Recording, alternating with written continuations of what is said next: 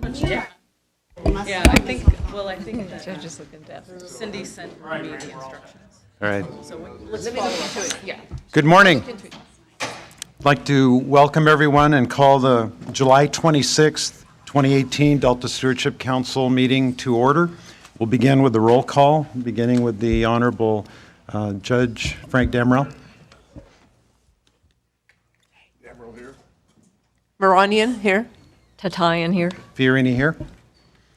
So we have 4 present. We have a quorum. Item number 3, for those of you that received an earlier agenda calling for a closed session, has been canceled. So we will skip file item number 3, and we will skip file item number 4, reporting on the closed session. On to item 5, adoption of the June 28th, 2018 meeting summary. What's your pleasure? Move that we adopt. Second. Tatayan moves, Maranian seconds. Any discussion on the motion? Then let's vote. Damrell, aye. Maranian, aye. Tatayan, aye. Fiorini, aye.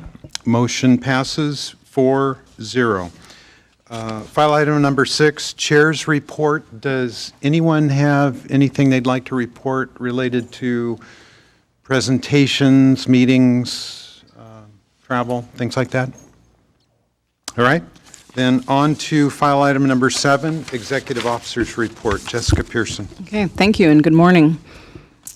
Staff sent a letter in June to the County of Sacramento, and there's a copy before you and one on our website, regarding their South Sacramento Habitat Conservation Plan, or HCP. And the letter summarizes ongoing discussions between their staff and ours related to Delta Plan consistency. The letter thanks them for their responsiveness to date and commits to continuing to work with them in early consultation. We currently have 1 live covered action filing and potentially 1 on the way. Last Friday, Solano County filed a certification of consistency for its Rush Ranch, Lower Spring Branch Creek, and Sassoon Hill Hollow tidal connections projects.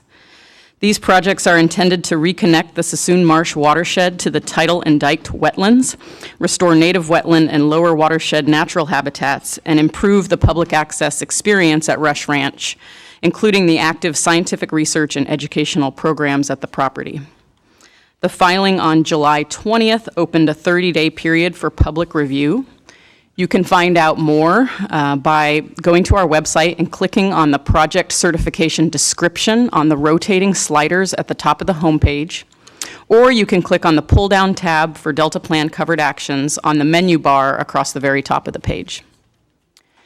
Last week, I also sent an announcement indicating that the Council is aware that the Department of Water Resources has identified the Water Fix project as a covered action and has posted a draft certification of consistency with the Delta Plan on its Water Fix website. It is part of our administrative procedures that the project proponent, in this case DWR, post a draft certification for the 10-day public review before filing a final certification with the Council.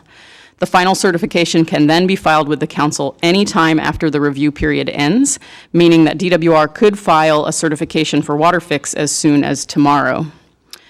Once that certification is filed, we will send out a public notice via our listserv and include the project certification on the website in addition to the Rush Ranch project. The primary purpose of my announcement last week was to inform the public that the Council, including its staff and consultants, are now under ex parte communication restrictions in anticipation of its quasi-judicial role with respect to Water Fix.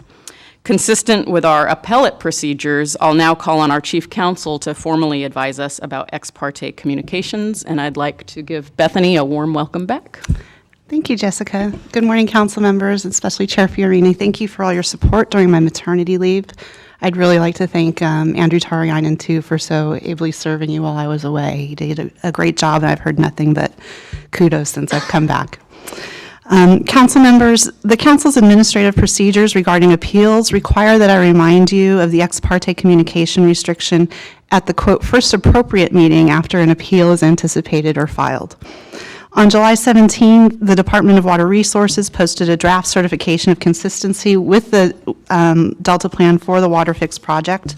And as Jessica mentioned, this is a required step before the department can file the actual certification with the council. The department may file the certification as early as July 27th, tomorrow, although that timing is up to the department. Whenever the department ultimately files the certification, we do anticipate that one or more appeals will follow. And so although our administrative procedures do not require that we officially trigger the ex parte communication restriction until an appeal is filed, we triggered the restriction after the department posted the draft out of an abundance of caution. And we distributed a notice to that effect through the council's general email list last week.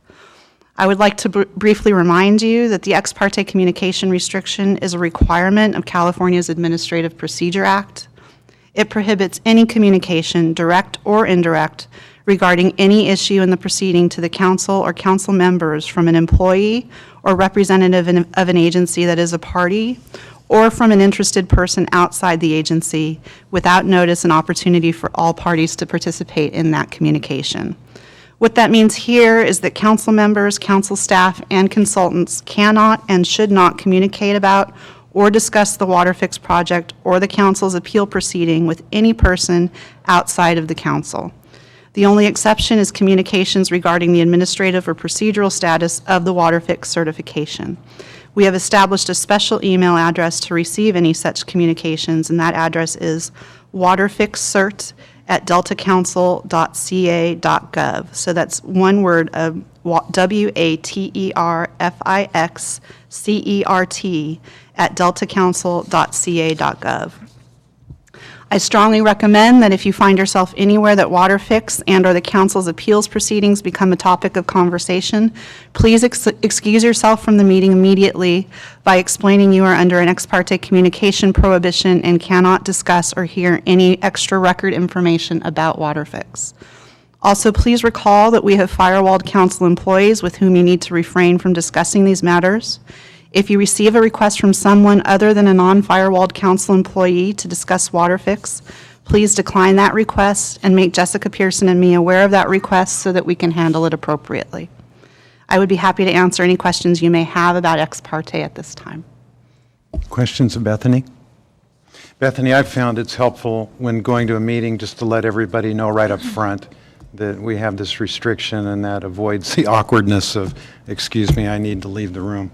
Right, and if you have time ahead to plan, and you know a meeting will be discussing water fix, to work with the person setting up the agenda to schedule that discussion either before you attend that meeting or at the end of the meeting so that you can leave. That's an easy way to work a schedule. Thank you, Jessica. Okay, thank you. In personnel, the council recently hired Christopher Quan as a senior environmental scientist in our planning and performance division. Chris can give a little wave there. Chris comes to the council from the Water Board, where he worked for the Division of Water Rights on the Bay Delta Water Quality Control Plan update, and Sacramento River temperature management and research for their interagency ecological program.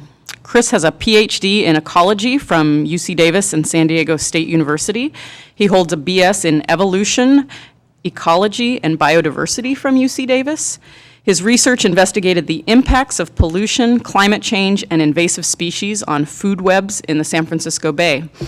He was also adjunct faculty at Santa Rosa Junior College, teaching biology, ecology, and statistics. Chris will oversee the council's ecosystem performance measures, supporting the development of an online reporting tool, tracking status of existing measures, and assisting with the revisions or development of new performance measures for the ecosystem chapter. So welcome, Chris. With that, I'm going to turn it back to Bethany Payne for our legal update. Nothing to report today. Okay, in that case, we're going to head on over to Ryan Stambraw for our legislative report. As Ryan is coming up, let the record show that council members Weinberg and Gatto are now with us, and I should let everybody know that council member Thompson had advised us in advance that he would be on vacation today. Good morning, Mr. Chairman, members. Before I start, I would just like to note that with the legislature on recess for the month of July, my prepared remarks will be relatively brief. I do understand there might be some additional follow-up questions on specific bills, and I'd be happy to take those as well. Starting with the legislative calendar, as I mentioned before, the legislature has been on recess for the month of July and is scheduled to reconvene the first week of August for the home stretch of the 17-18 legislative session. Of particular note is the August 6th Senate Appropriations hearing, where two of the bills the council currently has taken support positions on will be heard. And those are, just as a reminder, AB 2348 by Assemblymember Aguiar Curry relative to incentivizing the winter flooding of rice fields, and Assemblymember Jim Frazier's AB 2441, which would fund the cleanup of commercial abandoned vessels in the Delta. Given the fiscal impacts associated with both bills, I would anticipate that both are suspense file candidates in appropriations and will likely be further considered by the committee later in the month. Consistent with the council's legislative policy, council staff will speak to the organization's position on the measures at the August 6th hearing. Turning to news on Capitol Hill, where congressional reauthorization of the National Flood Insurance Program, or the NFIP, is needed by July the 31st. As the council will recall, the April amendments to the flood risk reduction chapter of the Delta Plan included a handful of specific recommendations pertaining to this specific program. Specifically, risk reduction recommendation number 13 suggests that the California legislature require an adequate level of flood insurance for residences and businesses in flood-prone areas of the Delta as a way to reduce state liability. And risk reduction recommendation 14 suggests Delta communities improve their current NFIP community rating system. And just as a reminder, the community rating system in the program is a method for communities to reduce their premiums paid into the program by implementing specific floodplain management policies. At this juncture, with the 2018 Farm Bill including the necessary language, all signs point to a short-term reauthorization occurring without any real disruption to the program. However, major issues with the program, such as fund solvency, affordability, and addressing properties with multiple losses, are likely to remain unresolved for the time being, since this extension, based on past approaches, will likely be 6 months or thereabouts. And then finally this morning, I'd just like to note that two of our council members, Judge Damrell and Council Member Vice Chair Tatayan, are scheduled to appear before the Senate Rules Committee on August 15th for a hearing as part of the process to be reconfirmed for their second term on the council. And with that, Mr. Chair, that concludes my prepared remarks, and be happy to take any questions. Any questions of Ryan? Ken? Really good report, Ryan. I just had a couple of follow-up questions on AB 2470, Invasive Species Council. That seems to be statewide. Are we, our science program, or what's the, how's this thing looking, and what could be our involvement in this council? Well, I think this is one, thank you for the question, council member. I think this is one that we've discussed previously. You're right, this is a statewide invasive species kind of attempt to control invasive species statewide. The bill is currently scheduled to be heard in Senate Appropriations on August the 6th. That will be the next kind of major hurdle for such a bill. My sense is that the bill hasn't received a significant amount of opposition. As my recollection as well is that the bill, if there was a place for the council to potentially further engage on this particular measure, it would be looking at ensuring that best available science is being considered in the decisions that would come out of this council. That said, I would just remind the council as a whole that this current legislative session will conclude at the end of August. And so in terms of engaging on particular measures that, if that is the interest of the council, we would certainly want to do that expeditiously. Yeah, I think my question is about, if the council gets formed, it seems like an important venue for, for John or the science program to get involved in. It seems like there's momentum, beyond this, but Yeah, and I would just add, even though I don't believe the council or the science program is specifically called out in the language in terms of the formation of the council, that certainly wouldn't preclude the council, the science program, and staff from engaging with this particular body should it be formed. Yeah, no, so, I mean, I think that's my comment on that, so that. Yeah, so it's definitely on our radar. As Ryan said, we're not directly involved, but if it is to happen, then we are definitely interested in engaging. Yeah, it seems like a venue and a vehicle to move our stuff forward. Just a couple other quick questions. AB 2567, this Port of Stockton Tidelands,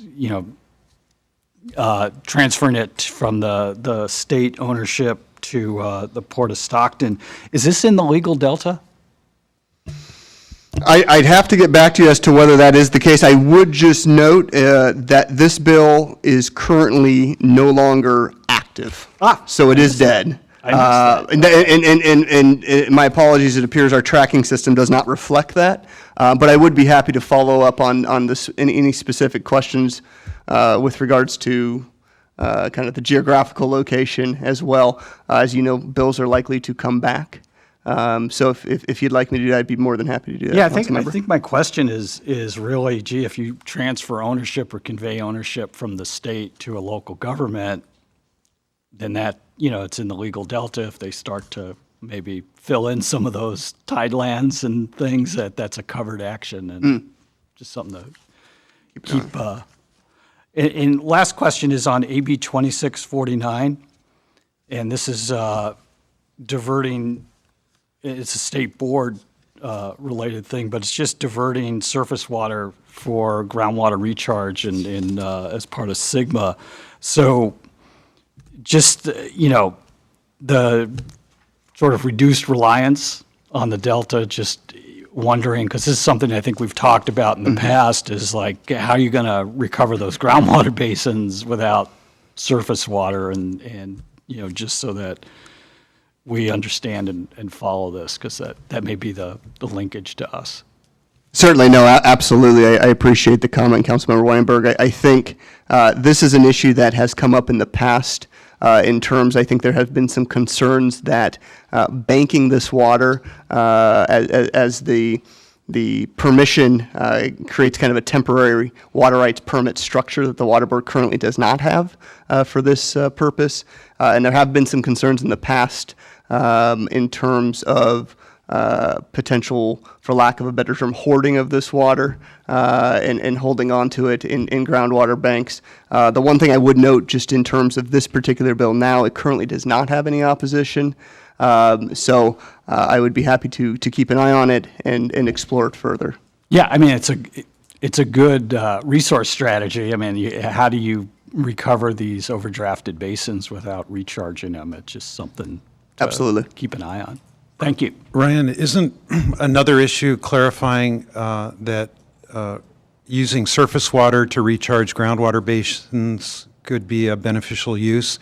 I think currently it was in Sigma and during negotiations and ultimately didn't make the cut, but there is a lot of uncertainty about whether or not that falls in or outside of beneficial use. And that's a great point, Mr. Chair. I think in reviewing the language of this bill in a little bit more detail this morning, my understanding is that this bill actually would deem groundwater recharge beneficial use within the confines of the temporary permit structure. But absolutely, that's certainly been an issue front and center as well.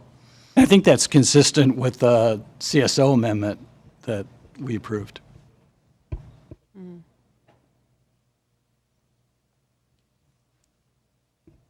Any other questions of Ryan? Thank you. Thank you. Okay. Moving on to sub-item C here, we have included in your packet our quarterly contracting report. Our custom is to make this report available to the public and the council on a quarterly basis. And we're happy to answer any questions now or at a later date, but I wanted to bring your attention to the inclusion of that report in your packet.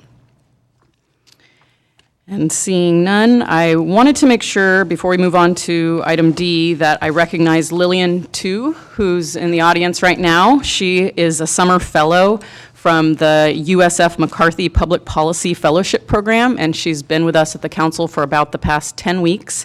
Next week is her last week, and she'll return for her senior year at the University of San Francisco. And we've really enjoyed having her. It's a great fellowship program, and the council has benefited from it now 2 years in a row, and hopefully Lillian has benefited from it as well. So thank you, Lillian. And then next we'll invite Ron Melser up to the staff table to give a presentation on what's happening at the staff level with our ecosystem amendment.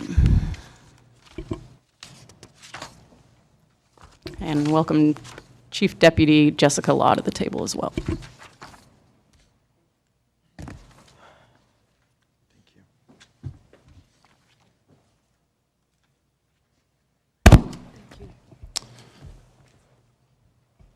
Good morning, council members, Chair Fiorini. Morning. In anticipation of more detailed discussions over the next 2 months at council meetings, we put together a brief presentation this morning to update you on progress to date on the Chapter 4 amendment, and also to talk a little bit about the various components of the amendment. Future council meetings will focus on a subset of the components, and so just wanted to demonstrate the breadth of work that's going on and sort of set the stage for these presentations in the future. So as you know, the amendment process overall has consisted of some preliminary steps, both outreach and coordination, the development of science synthesis papers, and a series of technical analyses. These are all intended to inform the development of the amendment itself to the Delta Plan. Just wanted to take a minute and touch on the extensive amount of outreach that has been undertaken over the past year. If I direct you to page 2 of the memo, there's a list of a pretty comprehensive list of the parties that we've engaged and some of the ongoing outreach that continues to occur. Of course, the council chair has had listening sessions. Staff has engaged more than 30 entities in focused briefings and presented at public meetings.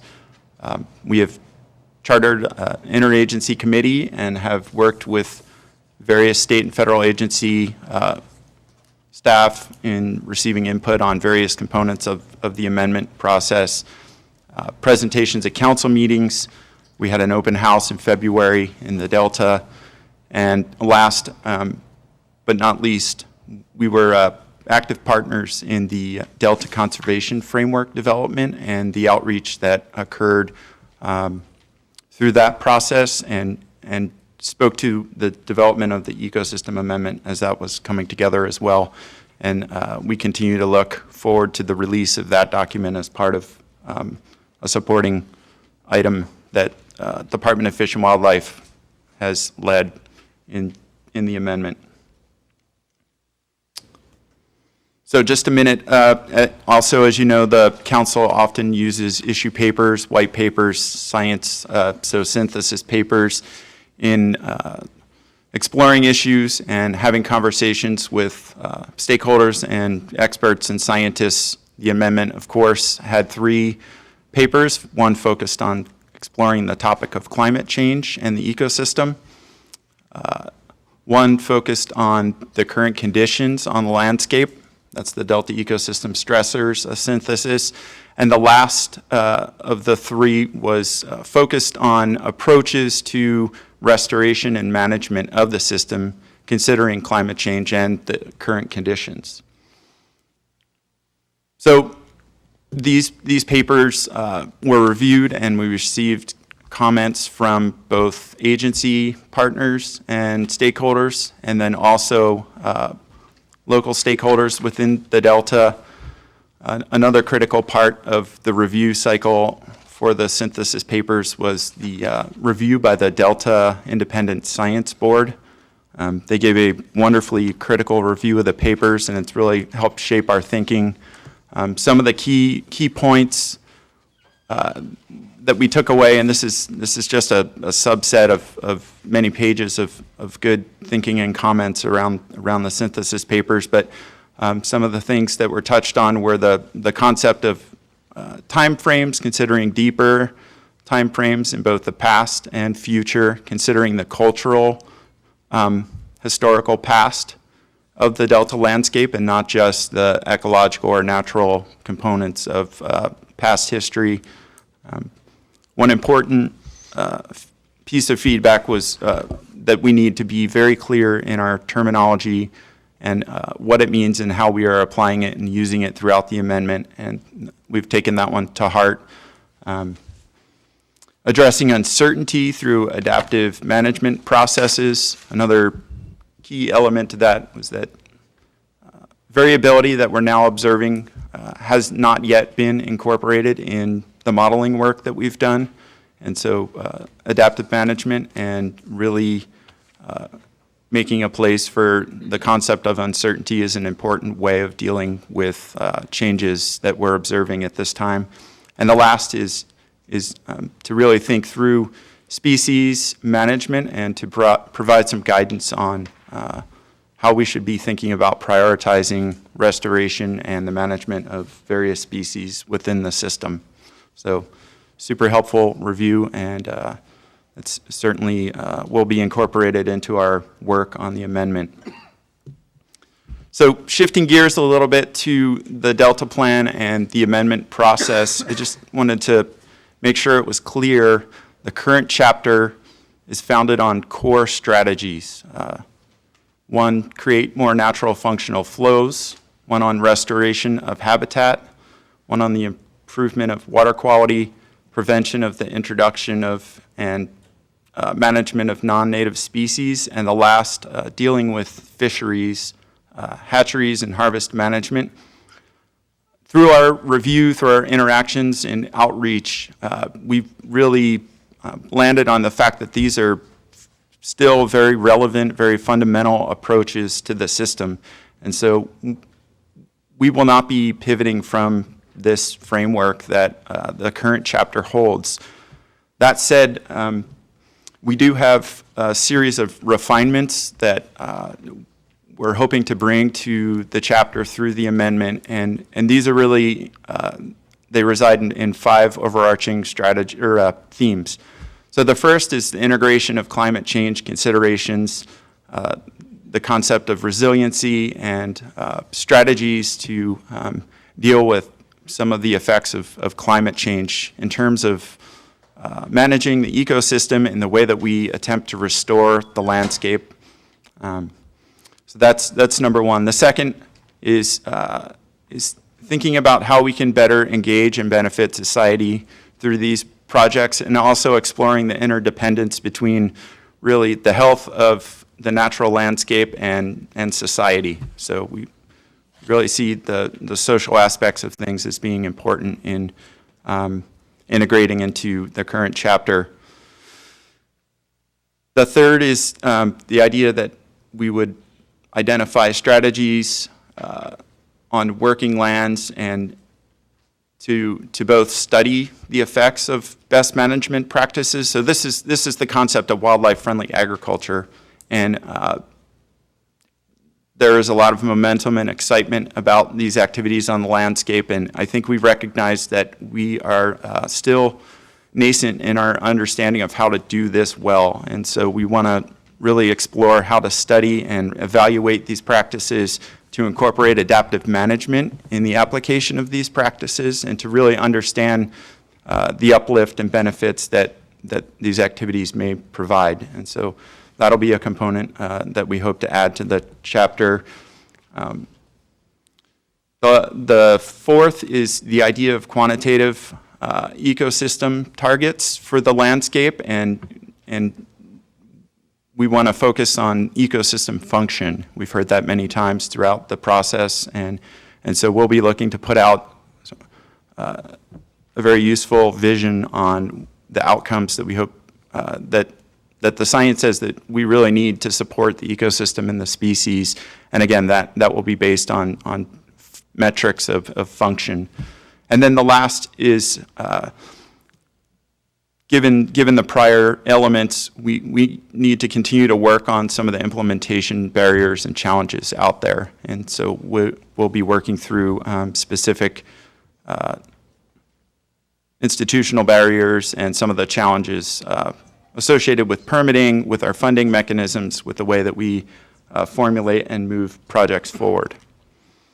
So this is kind of a busy slide. We call this the ecosystem blueprint, but I just want to kind of outline the various activities that we're undertaking that surround the chapter narrative development and the amendment framework, which consists of policies, recommendations, and performance measures. So at the bottom of the slide, you'll see the synthesis papers, the outreach. Not represented on there are several technical analyses. They all support the development of the boxes above, which relate to supporting materials and the chapter amendment itself. So in the center, represented by two boxes, the chapter narrative. This contains the goals and objective statement, quantitative ecosystem outcomes. Again, those cross-cutting themes of social benefits of a healthy landscape and the resilience related to climate change and sea level rise. So in August, we are intending to bring the ecosystem amendment framework, which is represented in the middle. This is a focused discussion on proposed policies, recommendations, and those performance measures, which are, again, based on ecological function and understanding where we're at. Associated with those matrices of various policies, recommendations, performance measures are some of the more technical content, so the maps that are associated with those, the data sheets for the performance measures, which really outline the scientific underpinning and where we're hoping to go, and then last, just an understanding of the ecological communities that all of this work supports. I'll briefly review the supporting documents on the outside. So top left, one thing we're intending to bring to bear is some very direct guidance on conservation and restoration priorities, and these will be founded on the principles described in some of the papers listed there. So the SFEI Resilient Landscapes documents, the Delta Renewed and Delta Transformed, lay out principles and design criteria for restoration. So we'll be really highlighting those priority actions and elements of restoration projects in a conceptual manner. Associated with that and useful as a planning tool would be the conservation and restoration actions analysis that lies just below on the left-hand side of the slide. This is really a technical analysis that both the Delta Conservancy, Natural Resources Agency, and the Council have partnered on developing with the SFEI. This is more of a technical GIS and data-based exercise, and it's already supporting restoration planning on the landscape. So this provides a rich database for us to understand opportunities and landscape level restoration potential. The last component that I'll describe is on the far right, the implementation challenges and barriers discussion. We're preparing a paper on various topics that again, will inform the development of the chapter and speak with the policies, recommendations, and performance measures.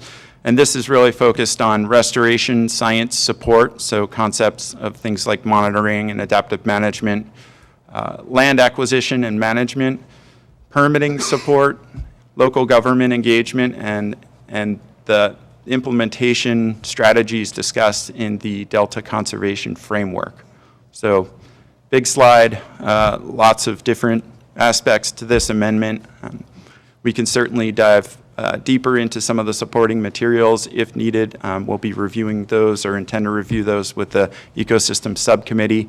And then we really hope to bring the meat of the amendment itself, the Ecosystem Amendment Framework, next month for discussion, feedback, and then we'll work on responding to what we hear. So last slide, just a quick timeline. August, again, Ecosystem Amendment Framework. In September, we're hoping to develop the draft ecosystem amendment, the actual chapter narrative that would accompany those policies, recommendations, and performance measures to bring that to the council for approval.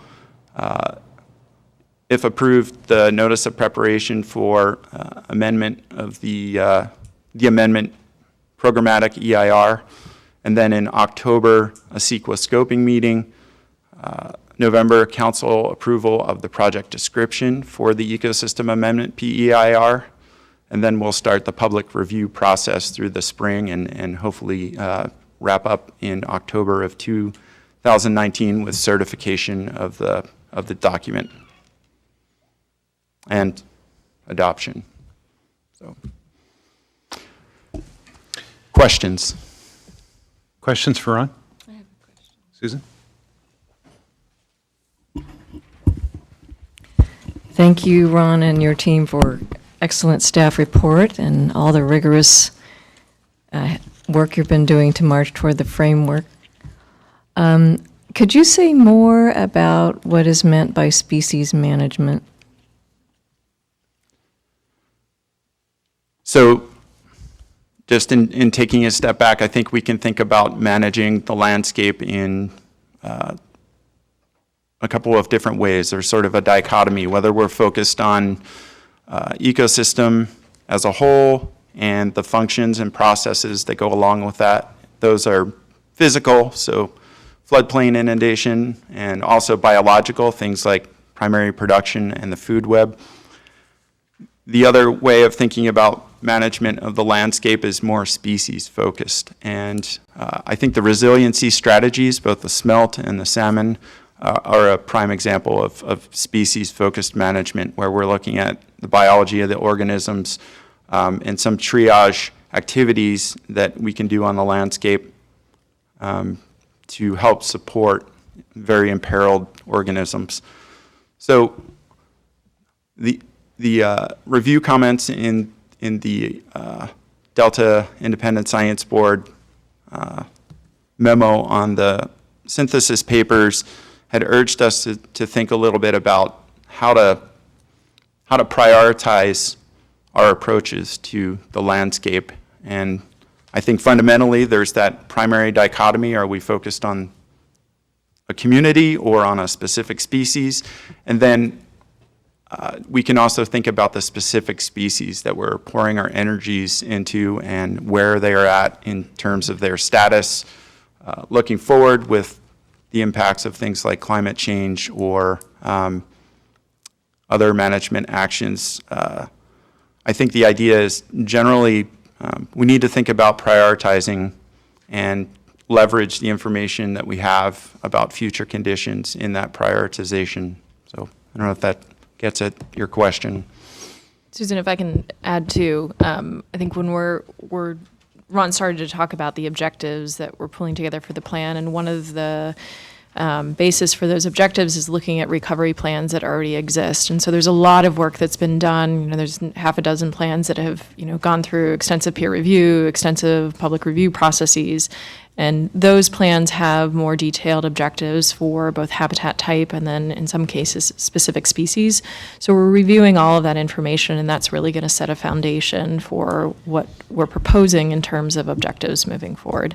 But I think overall we're tending towards, what Ron's talking about, whether we're tending towards more species-specific policies and recommendations or more ecosystem, higher level, system-wide policies and recommendations. We're much more on the side of system-wide policies and recommendations. Other questions, Maria? Yeah, there was a creating of more natural functional flows. I just was wondering, are these could be man-made and natural, or, are there parameters of what we mean by those flows? That's one. And my second question is that, are there certain triggers that cause the amendments? Is this a regular thing, or there should be a certain trigger that causes it? So, first question, natural functional flows. This is, there are several ways to frame those. One would be, I'm not sure how much detail to go in here, but Ron, we can provide the Yarnell report. yeah, from Maria. that would be helpful. And even there's even a paper before that that sort of lays out the various frameworks. Essentially, the idea is that we would mimic what nature would give us. So precipitation, we would be attempting through the management of our system of reservoirs to emulate those conditions within the rivers. And they may be stepped down because some of the water is being used for other purposes. The state board at this point has put out guidance on what that looks like in the Delta system specifically, and they've used a percentage-based approach of what we would expect from natural or unimpaired stream flow from the rainfall and groundwater. So, I can probably speak to the why are we working on the ecosystem amendment question. And I think, and correct me if I'm wrong, this was a decision made a couple years ago at this point, but when the trigger was pulled for us to work on our conveyance, storage, and operation amendment, which at this point was in April of 2015, I believe, based on a commitment we had made in the Delta Plan. There was a decision made by the council at the time that they wanted to, in the interest of balance, also take a renewed look at the ecosystem amendment, or ecosystem chapter, and particularly because one of the cornerstones of our ecosystem chapter is the cornerstone of natural functional flow. So that, you know, as with many elements of the Delta Plan, they're very interrelated, and we decided to take them both on. We weren't able to take them both on at exactly the same time, but sequentially here. So that's what we're doing, and it's generally why we're doing it now. Ken? Thank you, Chair. As a member of the subcommittee chaired by Vice Chair Tatayan, I just have to let the rest of the council know the complexity of what staff is dealing with, and you know, really good report on some very dense material. So, and there's so many variables that affect this. That's why going through the stakeholder themes and the ISB comments was interesting. So I just wanted to follow up a little bit on the ISB comment on terminology.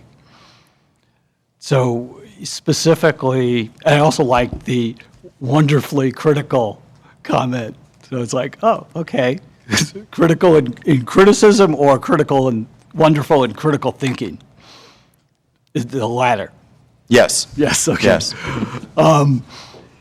The differences in terminology, can you give us some examples of where we may have been, were we using confusing terminology and, you know, not precise enough terminology? Because, you know, we all get caught up in that, and then we don't know what we're talking about. Mm-hmm. So I think your initial comment was right on it. These are very complicated, dense issues. So one specific example, we applied the word stressor to climate change in the synthesis papers. Climate change is a stressor in certain respects, and in others, it may provide short-term benefits to certain processes, certain species, plants and animals. So it's very complicated. And so to broadly apply the word stressor to climate change, it isn't a very clear way of moving through the discussion. Another specific example was the topic of resilience. It has a broad body of literature behind it. It starts to move into a very philosophical discussion, and so to broadly apply resilience to some of the concepts, also touches on many of those discussions and debates around conceptual models of how things work. And so we need to be very explicit about Resilient to what?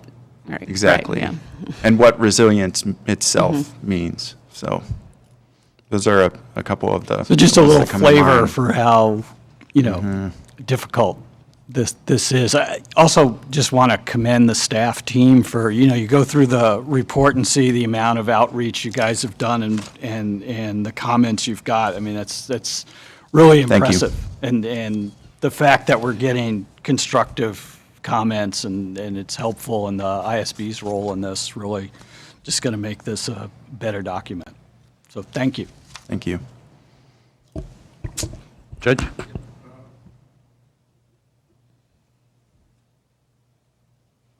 There we go. Thank you, Assembly Member. I was just curious about the, on page 7, where you say identify strategies and such to incorporate adaptive management in best management practices on agricultural lands. Are we talking about the actual crops and how, what would be your, the best way to approach? Are you dealing with, farmers and crops and things of that nature? And I just wonder if that's, I know there's some crops that are more profitable than others, and maybe they're not the best crops to be grown on the islands, but what is it, what are you getting at here with this particular comment? So oftentimes species are benefiting from characteristics on working lands that resemble a more natural landscape. An example of that would be the flooding that occurs with certain cropping, and that emulates the wetlands that used to exist on the Central Valley landscape. And so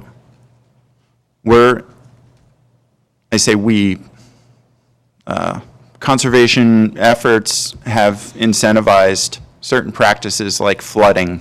Just going to stick with that example. There are opportunities to improve upon the way that we do that practice. And I think there's a lot of room for us to start to look more intensively at how we operate those different practices and to improve upon the benefits to species. So for the flooding example, the time of year is important, the duration, the depth. There's interactions between the amount of food that's available to organisms and the way that we do those flooding practices. And so there's lots of room to improve and a better benefit the species. And so if we're allocating conservation funding to these activities, then we should really be just as the same as allocating funding to restoration, learning from how we're learning from this process and improving upon it so that we're sort of optimizing the benefit to the species. Judge, I also think that it's an important point because a lot of the land currently in the Delta, current land use is in agriculture, and a lot of properties that are held for restoration purpose are also in agriculture. So to the extent that will always be a part of the Delta, agriculture will always be a part of the Delta and the fabric of the Delta. And I think what this amendment is hoping to do is identify opportunities for agricultural practices, whether they're on public lands or otherwise, that you can increase the ecological function of those properties.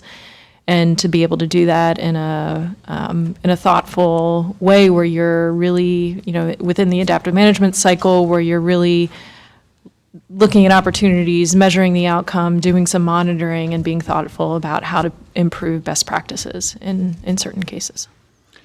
We often refer to the YOLO bypass and the work that's done there in support of, on ag land in support of fish species, but there's a couple of really good examples in the Delta that are voluntary restoration projects aimed at improving avian and terrestrial species Tom Zuckerman is familiar with Tract, where they have converted from corn growing to rice to reduce or reverse land subsidence with managed wetlands in the middle of that. Mandeville Island is another one that comes to mind. So we have some working examples of working landscapes that have, and these were voluntary efforts by the landowners. I hope that one of the recommendations that comes is to figure out ways to incentivize these types of practices for growers that may not have the resources for themselves to voluntarily do this. But it's not a new concept. It's actually been proven. Tract, I think, Tom, correct me if I'm wrong, but that managed wetlands was, they began developing that 15 years ago, 10, 15 years ago? More than that. Yeah. Yeah. Ken? Actually, I have a question for you, Mr. Chair, as our resident agricultural expert. You're in trouble. The economics of managing agricultural land for wildlife, I mean, does that vary? Is it specific to, what you're replacing or what you're growing? Because, my contact with farmers on the water supply side has always been economics drives all their decision making. And I understand the need for incentives, but is there a crop economic factor in there that may disincentivize converting lands or managing them differently? Well, a lot of it has to do with the crops that are being grown. There's limited availability for wildlife-friendly farming if you're growing wine grapes or pears. However, if you are in an area where corn is the primary, or pasture, or alfalfa, there are other opportunities, and the market varies from year to year. But I think a good case has been made that if you're growing corn that's yielding maybe a net of $85 an acre annually, that there might be an opportunity to grow rice and increase that level of income. However, there are some equipment investments and so on, and that's why incentives to encourage growers to cease some of these unsustainable farming practices that are leading to land subsidence would be very good, and then couple that with the ability to provide habitat.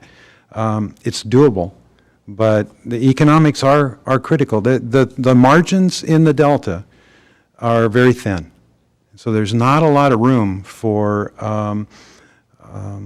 investments in other practices, but there could be, and there's some islands that probably don't lend themselves to anything different than what they're doing now.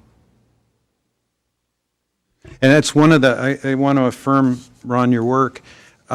First of all, you mentioned critical comments, but I think it's fair to say that the Independent Science Board was very complimentary of the work that you all did with the 3 synthesis papers. So I don't want to leave anybody with the idea that, they chopped it up.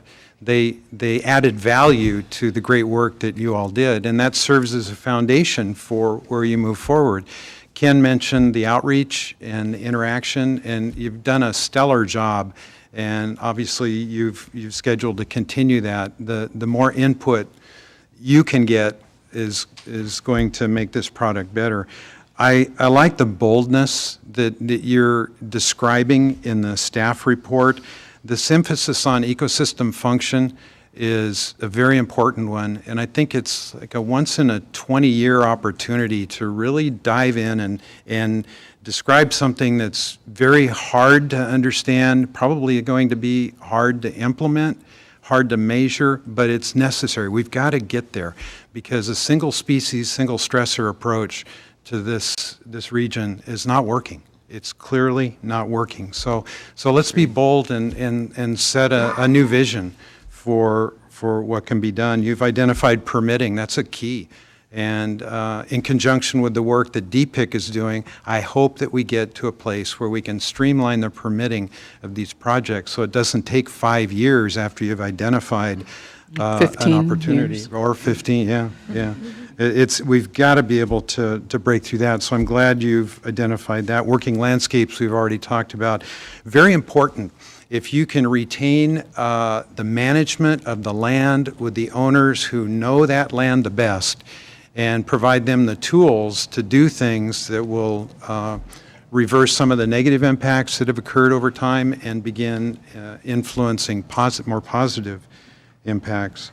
And then, of course, the adaptive management is key. Anything we do is not going to be a given, it's going to be an experiment.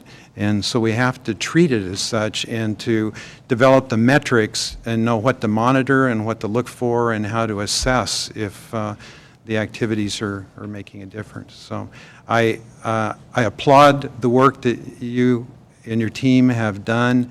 I think you're on the right track, absolutely, and be bold. Thank you, Chair. Yeah, very well presented. I'm excited. These are timely conversations, and I think the council is uniquely suited to lead. Looks like we might have a comment coming our way. So.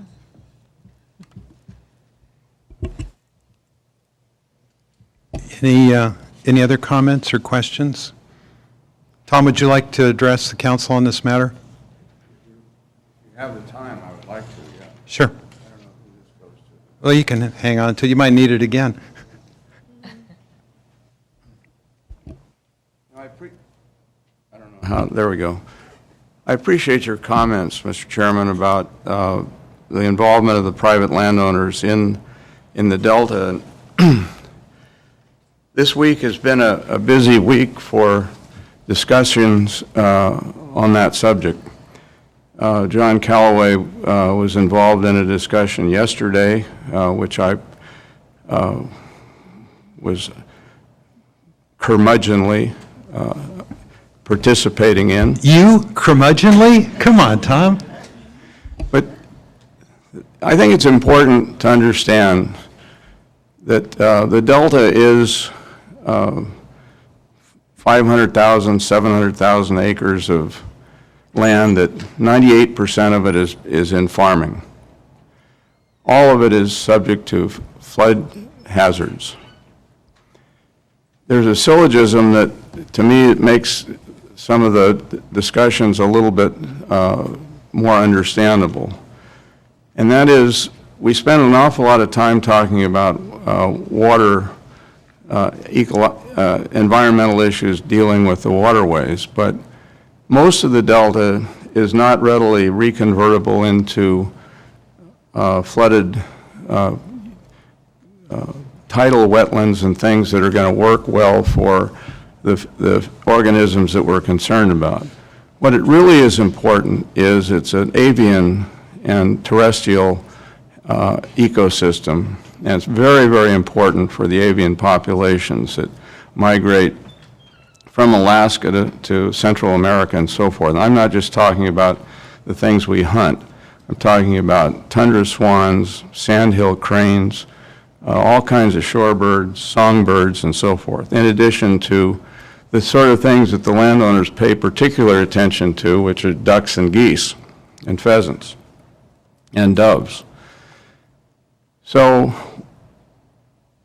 you know, what's important in all this? What's important is that to recognize that you're not going to have that environment without levees, good maintaining the levees that have been there for a long time and are subject to certain challenges with climate change and so forth. And you're not going to have a levee system without viable agriculture in the Delta, because it's that industry that is supporting not only financially but also from a management point of view the maintenance and existence of the major levee systems in the Delta. And the farming is what provides the environment for the avian species, and certain types of farming are valuable and certain are not. You mentioned orchards and vineyards, which do very little for anything except probably starlings. So this cycle that we're talking about is figuring out how to support an agricultural economy, because you don't want it all turned into housing and so forth, that will support the levee system that supports the ecosystem that we're concerned about. And if you think of it in those terms, I think it's helpful. And I will say that I don't think a lot of attention has been applied in this process to the agricultural aspect of it. It's sort of taken for granted that you just assume that the guys are going to go out there in their tractors and work hard and do all this stuff. That's not necessarily the case. There are a lot of threats. You know, it's hard for a farmer in the Delta to look very far into the future when they see all these problems coming up with water deliveries, water quality, labor problems, environmental problems, pesticide issues, and so forth. It's a very, very difficult environment economically. But it's absolutely essential to accomplish what it is that you're trying to accomplish with what in this process. And I encourage you to work more closely with the agricultural community. You mentioned Mandeville Island. I mean, there's 1,700 acres of marsh habitat that's been created completely with, by a private landowner, the Brack Track thing. Many of the islands in the Central Delta are flooded purposefully for migratory birds and so forth. And that's the environmental situation that we have there. The other thing that I will mention, and I've mentioned this in the past, is we had very viable fisheries in the Delta long after the levee systems were completed. It wasn't until the water projects started taking a lot of water, not just the water projects, but people upstream and so forth, and diminishing the flows and the water quality in the Delta, that we began to see the gross deteriorations in the fishery populations in the Delta. You go back and look around 1960 and see what the salmon population, look at the striped bass, look at the smelt and so forth. They were all in good shape in that period of time. We haven't built any levees since then. We haven't reclaimed any more land from the marshes. So the truth is in there somewhere. And sometimes I get the feeling that we're concentrating on the peripheral issues rather than the core issues. Thank you. I'm sorry to take so much time, but I wanted to respond positively to what your lead was on that. I appreciate that. Tom, you're on the front lines, so, you and your colleagues and neighbors are who Ron and his team need to hear from. Yeah, thank you. As well as the council, so thank you.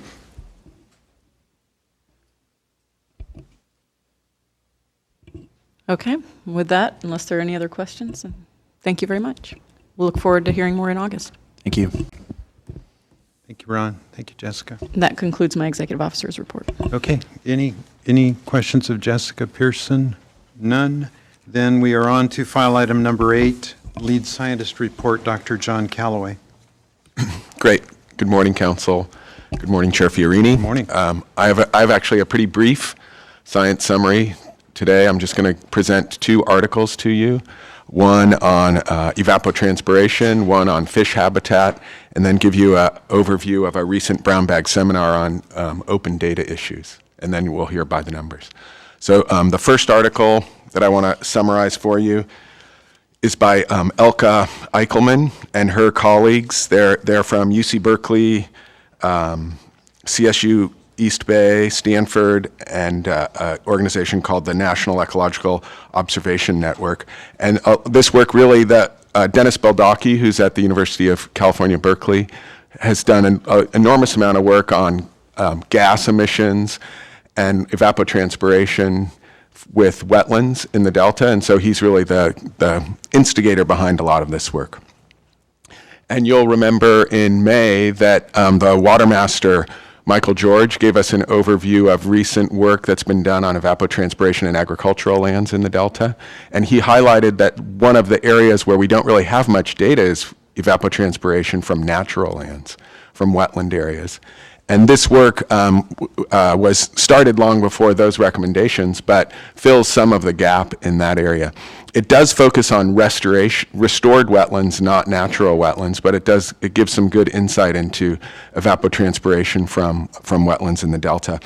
And as I mentioned, Dennis Baldacchi's work, he's been looking at emissions of CO2 from emissions or accumulations of carbon in wetlands by looking at the transfer, the flux of CO2 in and out of the atmosphere around wetlands. He's been looking at methane loss or methane emission from wetlands. That's a significant issue in some freshwater wetlands and a major concern for greenhouse issues since methane is a major greenhouse gas. So this is just one piece of the work that they've been doing looking at evapotranspiration. So to do this work, they had 6 sites. The sites are at Twitchell Island and Sherman Island in the western part of the delta. And these are sites where they've been monitoring these gas emissions over many years. One of the sites, almost 10 years of data. And so what they do is they put a tower out there in the middle of the region and with a sensor up high above the wetland or above the area where they want to monitor, and it continuously measures wind and the concentration of gases in the atmosphere. And by doing that over long periods, you can estimate how much gas or how much water vapor is moving away or into the area. And so what they did was they looked at some agricultural areas. So they looked at pastures, they looked at alfalfa, they looked at flooded rice fields, and then they looked at 3 restored wetlands, and they compared over multi-year periods what the rates of evapotranspiration were from these different areas. And this is of interest in particular because some people have hypothesized that wetlands actually might have very high evapotranspiration rates. And so remember, there's evaporation directly from the water or the soil surface, from the moist soil, and then transpiration is the loss of the water through plants as they're taking in carbon dioxide and losing water to the atmosphere. And some people have hypothesized that wetlands actually might have very, very high rates because there's so much leaf area, there's so much surface area on all their leaves that the transpiration might be much, much greater than just from an open area. So what they found was that the wetlands did have higher evapotranspiration rates than the agricultural sites, but not dramatically higher. The pastures had about 700 millimeters of loss of transpiration or evaporation of water over the entire year. So just under a meter of water totally lost. Alfalfa and rice had about a meter, 900 to 1,000 millimeters, and wetlands had about 1,000 to 1,200. So slightly more, but not dramatically more. And what they found, the most interesting thing they found was within the wetlands, it was the wetlands with more open water that had higher rates of loss. So actually where there were dense wetlands, it was all transpiration and very little evaporation because the wetlands, the dense vegetation shields the soil or the open water and reduces the temperature of the water, so there's less evaporation from the water surface. And then it also just creates sort of a physical barrier, so there's not as much wind or as much movement of air from the surface. Transpiration rates were definitely higher, but the total net was slightly higher, but not dramatically higher. Their recommendation, or one thing they highlight, was that if we're going to be restoring wetlands and we're really concerned about water loss, wetlands that have denser vegetation are going to have lower rates of water loss, maybe 10 or 15% lower than wetlands that have a whole lot of open water where there's a mix of both evaporation and transpiration. So questions or thoughts on that? Ken? Yeah, this was interesting.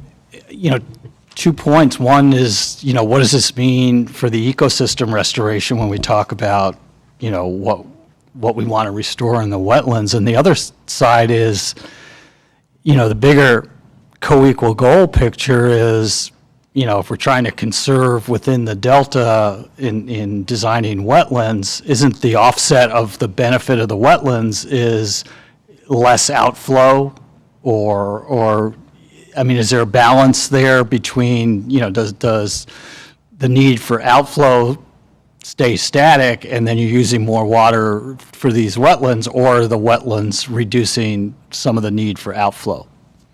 I think that's the question can we sort of balance those two? Right. And this gives us some data to really look at that. As the difference in loss is not dramatic. So Yeah, that's what it seems. It's marginal. Yeah, So, it is marginal. So it's not a dramatic yeah. change. Okay. Thank you. Other questions?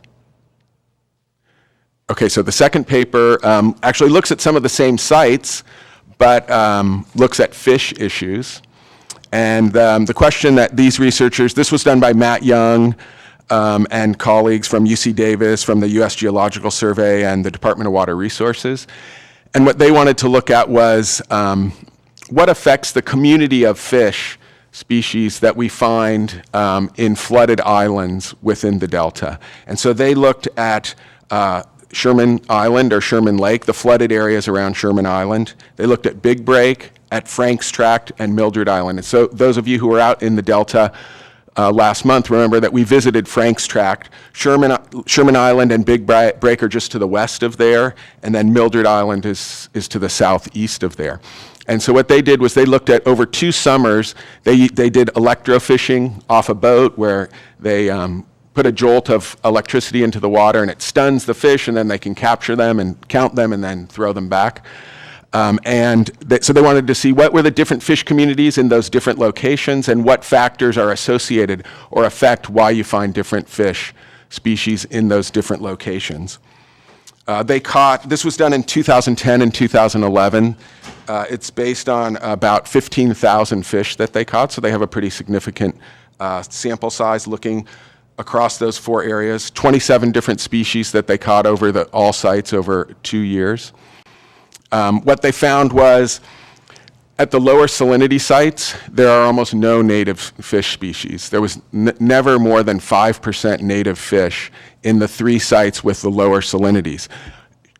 Where there were significant native fish was at Sherman Island, or at Sherman Lake or Sherman Island, and about 50% of the species of the fish caught there were native species, primarily tule perch.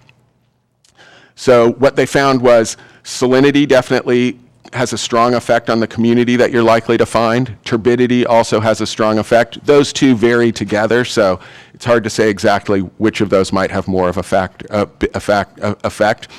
that was sort of on the big scale.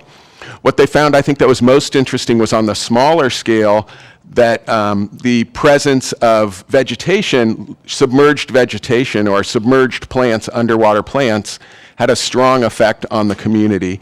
And the more dense underwater vegetation or submerged vegetation there is, the higher the number of non-native fish.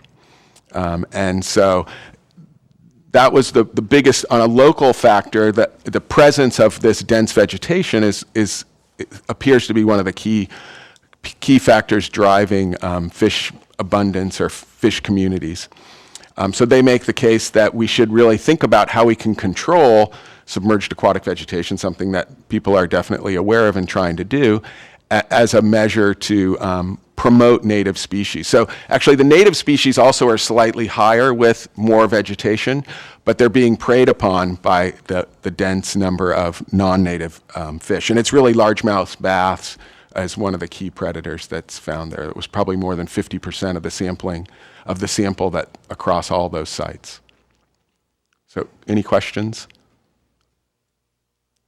Okay, so then I'll move on to the brown bag seminar. The brown bag seminar was entitled Open Data, Making Connections for Better Science Synthesis and Service. This was presented by Vanessa Tobias from the California Department of Fish and Wildlife. And she works with IEP, and this was part of a series of presentations that the IEP and the science program are supporting over the summer to look at data use of how IEP's data is being used in decision making. That goes along with some of what you've been hearing from. And actually, if you recall, back in May, we had a panel on open data issues, the AB 1755, the Open and Transparent Water Data Act. And this was an overview of some of those similar issues, but directed for a science audience. And I think Vanessa did a great job to highlight the benefits of open data. And and open data is the idea that data is made accessible to others for future use. So, and that's something that many scientists aren't so comfortable and easy with, because as people collect their data, they have there's some protective feel to, it's all their work and they want to use it rather than make it available to others. But there's a strong push throughout the world really to promote sharing data and thinking about how we can use this idea of open data. So Vanessa went over some of the benefits of open data, some of the characteristics of open data. It's not just making it available, but make it easily searchable, so that if you want to find data on evapotranspiration, you don't have to go searching everywhere, but there's an easy way to find it, so that you can correlate those data with productivity data or other things. So making it easily discoverable or searchable, providing the connection to the data that explains how the data was collected, all the details around the data, so that if someone else is going to interpret it, it's more understandable. In the field, people talk about metadata as not the data itself, but all the descriptions that go along with the data, so it's more understandable. So those are some of the characteristics. In terms of benefits, it leads to greater synthesis. It's been shown that that articles that allow access to open data get cited more frequently. So as a researcher, if you want your articles to be used, if you make your data available, actually people are more likely to cite it and take advantage of it and become aware of it. So there's many different benefits. And I think, so Vanessa was really trying to just show those benefits and show that although there's definitely some challenges, there's really a lot of benefit and interest in embracing open data. And I think the community here in the Delta really is beginning to embrace that, and there's a push within the IEP, within all the community here, in large part because of AB 1755, to really address that and embrace it. So any questions? How do you manage open peer review?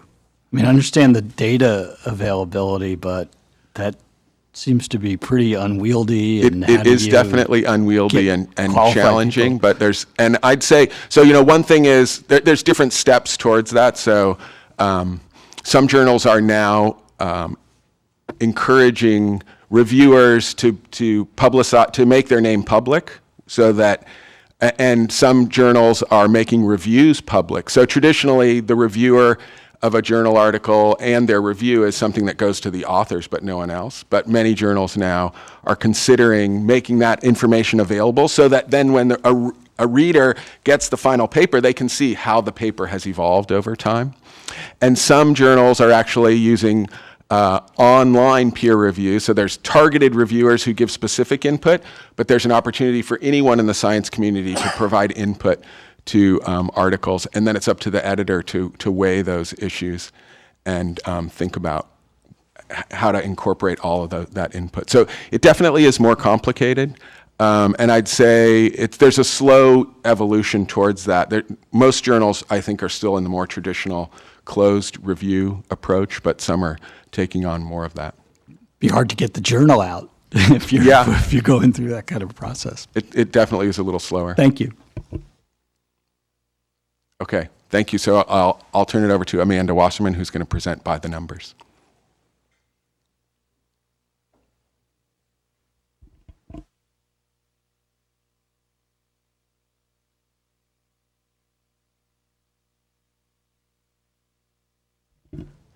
Good morning, Chair Fiorini. Good morning, council members.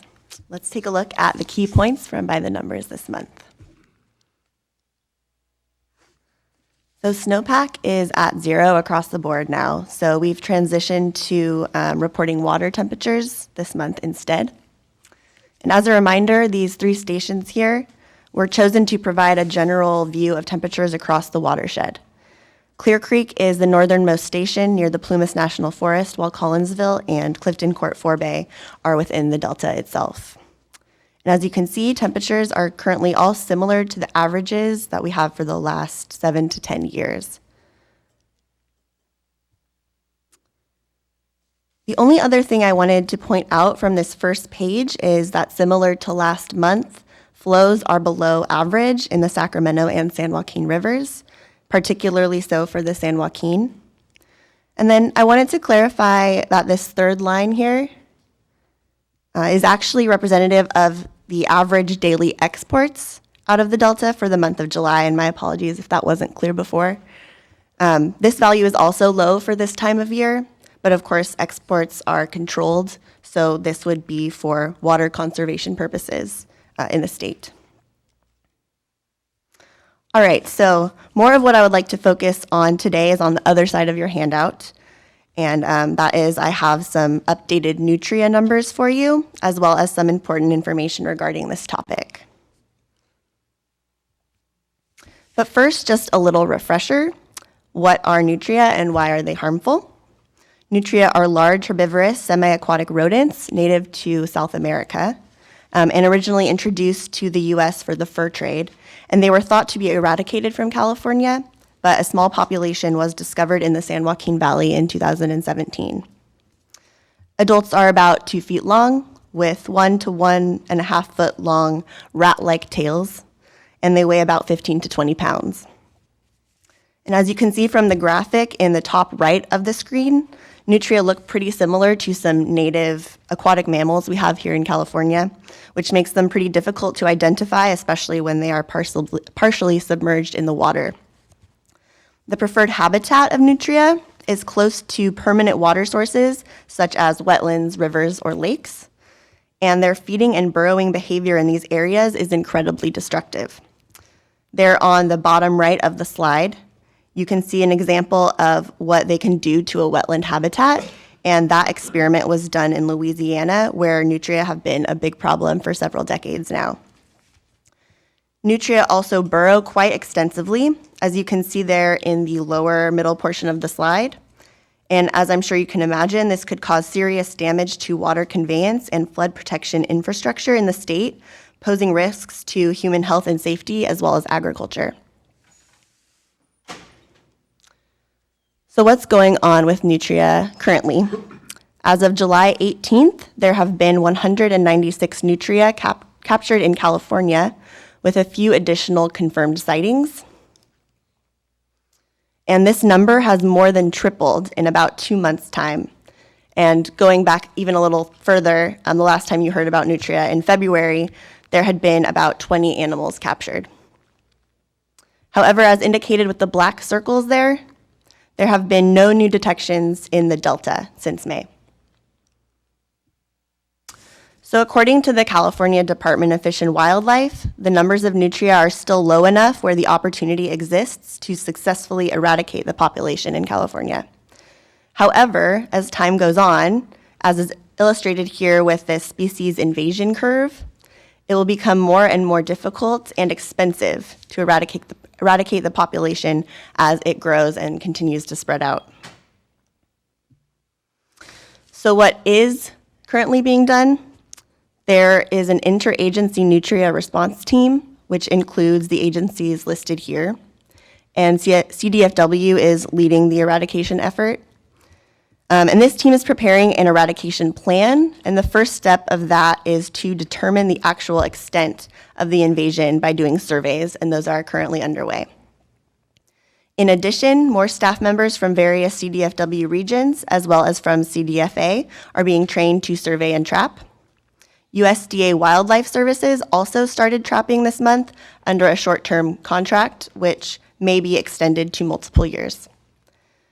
Finally, and this is the really important part, CDFW must get permission from private landowners in order for survey teams to access their land. So permits and more information about that are available online at the CDFW website on this next slide here. So, and this is for all of you council members as well as for any members of the public listening. If you'd like to get some more information about how you can help with this issue, what to do if you think you've seen a nutria, or again, especially if you're a private landowner, please do visit this website to get more details. There are also links on that page to a nutria species page, which can tell you some more about their biology and ecology, as well as fact sheets, identification flyers, and more. So with that, I'll wrap up my report, and I'd be happy to take any questions. Thank you. Any questions for Amanda? All right, thank you very much. Thank you. While we're on the topic of Nutria, Jason Peltier is here. He's leading the Coalition for a Sustainable Delta and has taken a real interest in this. Jason, do you have anything you'd like to add to Amanda's excellent report on Nutria?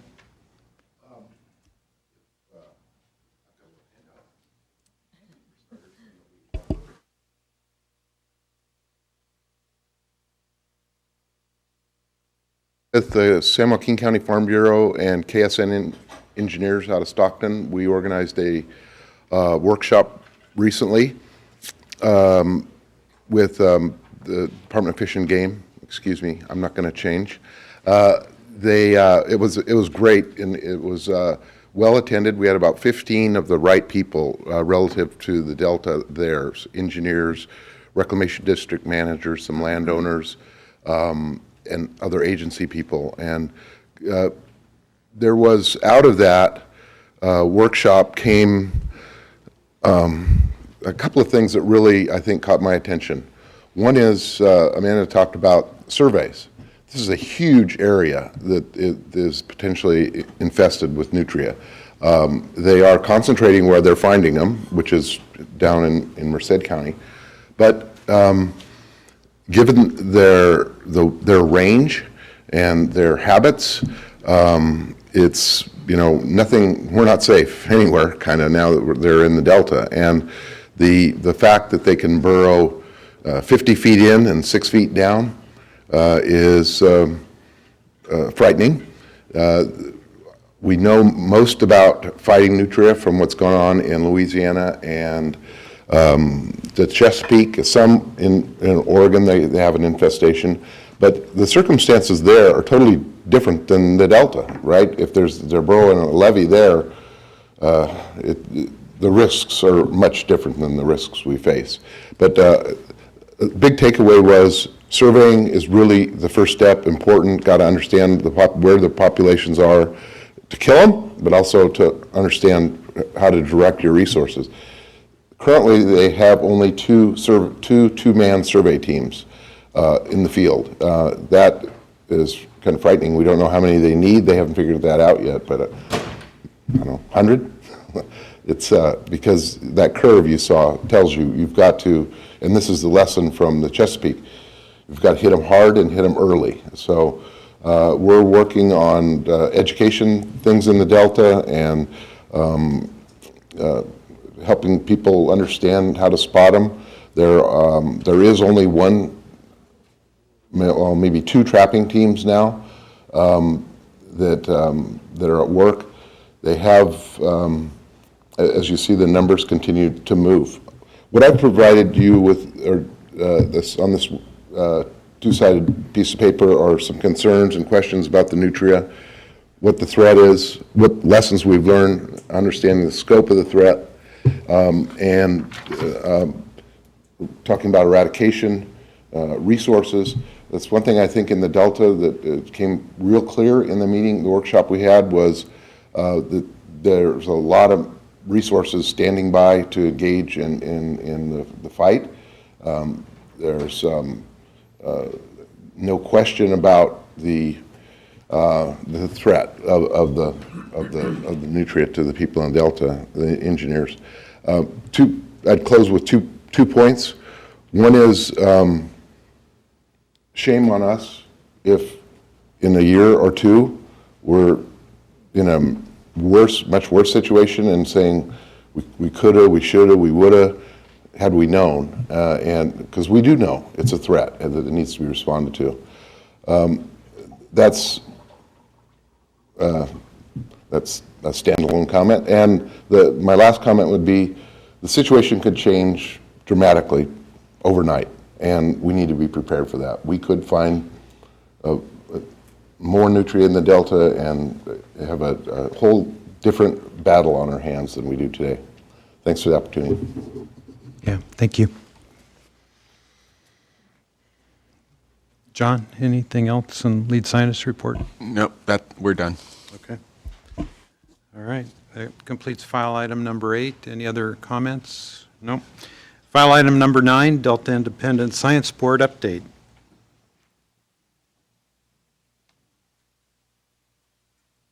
Steve Brandt and Tracy Collier are here to provide us an update on their activities.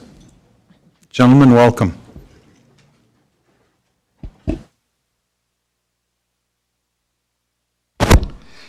Thanks, Mr. Chair and members of the council, for the opportunity to present to you today. And we have two basic goals today. One is I will give a very, very brief overview of some of our activities since I last presented to you in February. But more importantly, Tracy will give a more comprehensive review of the results of our recently completed report on water quality issues. So just as a reminder of what our statutory role is, and it's to provide oversight of the scientific research, monitoring, and assessment programs that support adaptive management in the Delta through periodic reviews of each of these programs. And early on, the Science Board decided to do those reviews topically and thematically, and largely driven by the Delta Plan chapters. And that's how we do the reviews. To date, we've completed 5 reviews and presented them to the council, and these are listed here: restoration, fish and flows, adaptive management, levees, and Delta as an evolving place.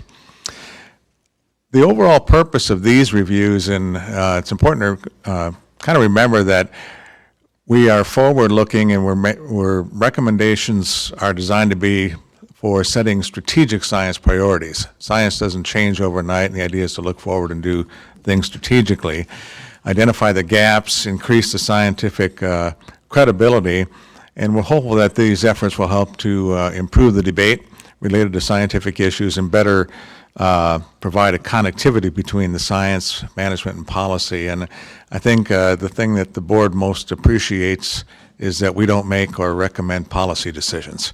So our focus is entirely on the science aspect. We've made some changes in the way we do our reviews, which provides us, I think, a better efficiency in how we get our reviews done.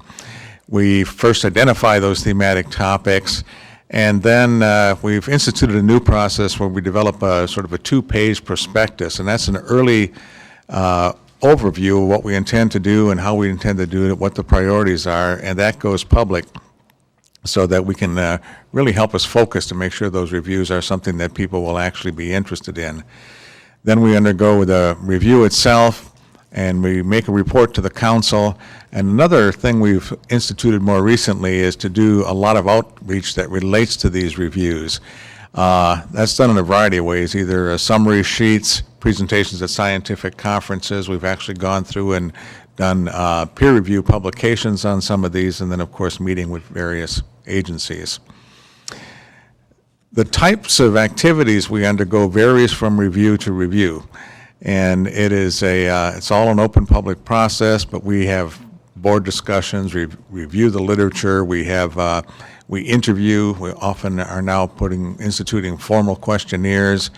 We have a contract through the science program to help with the development of the monitoring enterprise review we're undergoing, and also recently instituted in collaboration, actually, with the science program, broadbank seminars and panels on each of the topics that we're looking at, so we can have sort of an open dialogue and discussion, bringing in some experts from the region as well as the country. And then, of course, we get public comments on all of our activities. We're currently undergoing 5 thematic reviews, and they're at various stages of activity right now. This is at least probably double the amount of reviews that we have normally undertaken. So we're doing a number of different reviews right now. 3 of them that what I'd call in the gathering information stage: water supply reliability and ecosystems, and as well as the data monitoring enterprise. Another review that's kind of in the analysis and synthesis stage is on interagency ecological program, and then finalizing and in the outreach phase is, as of about a day ago, is the water quality review. I talked to you the last time about the interagency ecological program, the Delta monitoring program, so I'll just give you a few slides relative to the water supply reliability and ecosystems. I don't really expect you to read this, but the idea here is that this is our current workload. These reviews take a long time, and of course our deadlines are soft deadlines, and they do take a lot of time, and we're at any one time involved in these 5 reviews at various stages in those reviews. We also have specific requests that come in from the council and from others that we do in addition to that. And you heard earlier today our discussion about our review of the ecosystem amendment synthesis papers and the water quality review. I want to echo a little bit what Randy said in defending us that all of our reviews are not necessarily critical in terms of the ecosystem synthesis report. I'll quote you exactly our first line of review for the climate change and delta synthesis. It says, the climate synthesis paper provides an excellent, comprehensive, and up-to-date review of the literature on climate science. Then we went on for another 5 pages and said, here's some ways to improve it. But so we do try to balance our reviews to make sure we point out the good things as well as those things that might need further evaluation. The water supply reliability is clearly one of the fundamental reviews we should be doing. Water supply reliability is one of the goals, the co-equal goals, and we want to review the science used to actually estimate and evaluate water supply reliability, the methods, the data, uncertainty and forecasting, looking at the scales of analysis, how things like changing climate and changing demands might change that. So it's really focused on how do we actually estimate water supply reliability in all phases of that, from both from the data, the long-term, the seasonal, and also the demand for that water supply reliability. Part of this will be an inventory of the various estimation techniques that are used, and there are a number of those. We'll look at how the reliability of the overall delta water supply differs from the overall water supply reliability as seen from users, local users, and uses which often rely on a water portfolio of different supply sources. Look at the management responses available when reliability estimates are imperfect, and also look at opportunities to jointly manage water for ecosystems and supply purposes. We're in the very beginning of that stage. We submitted and have approved a prospectus in April. From now we're in the middle of estimating estimation inventory and review, what are the various techniques. We'll have a full-day workshop in January, bring in a lot of experts to look at the estimation processes itself, and then from February through December to follow up and finish that report. We're calling this particular review, we're adopting adaptive management review for our review. And the idea is here, once we start getting this information, we may go through a relatively short review just to point out what the key fundamental needs are in this area, or we may jump into 1 or 2 of the bullets and really do a far more comprehensive review on that. We'll see how things go as we get through the workshop in January. The ecosystem review, if you look at, again, the core Delta Plan core strategies in Chapter 4, these are the 5 strategies. The first 3 on functional flows, restore habitat, and water quality, we've actually done reviews on each of those. And the one we've now launched into is looking at the non-native species. And so we're going to be doing a review on non-native species, and here's some of the scientific areas we'll be looking at. Species turnover, the recognition that in the ecosystem, any ecosystem, but the delta as well, there's a continual change in the number of and types of species that are there. The relative abundances, you have new species coming in, you have some species that might be disappearing. So how does that relate to new non-native species in particular. Ecological restoration, if you're restoring something, how do you take account of the invasive species that are coming in? Ecosystem vulnerability to new non-native species. Assisted migrations, the stressor interactions, for example, how will climate change influence the rate or the types of non-native species that might be entering the system, and of course looking at the overall impacts.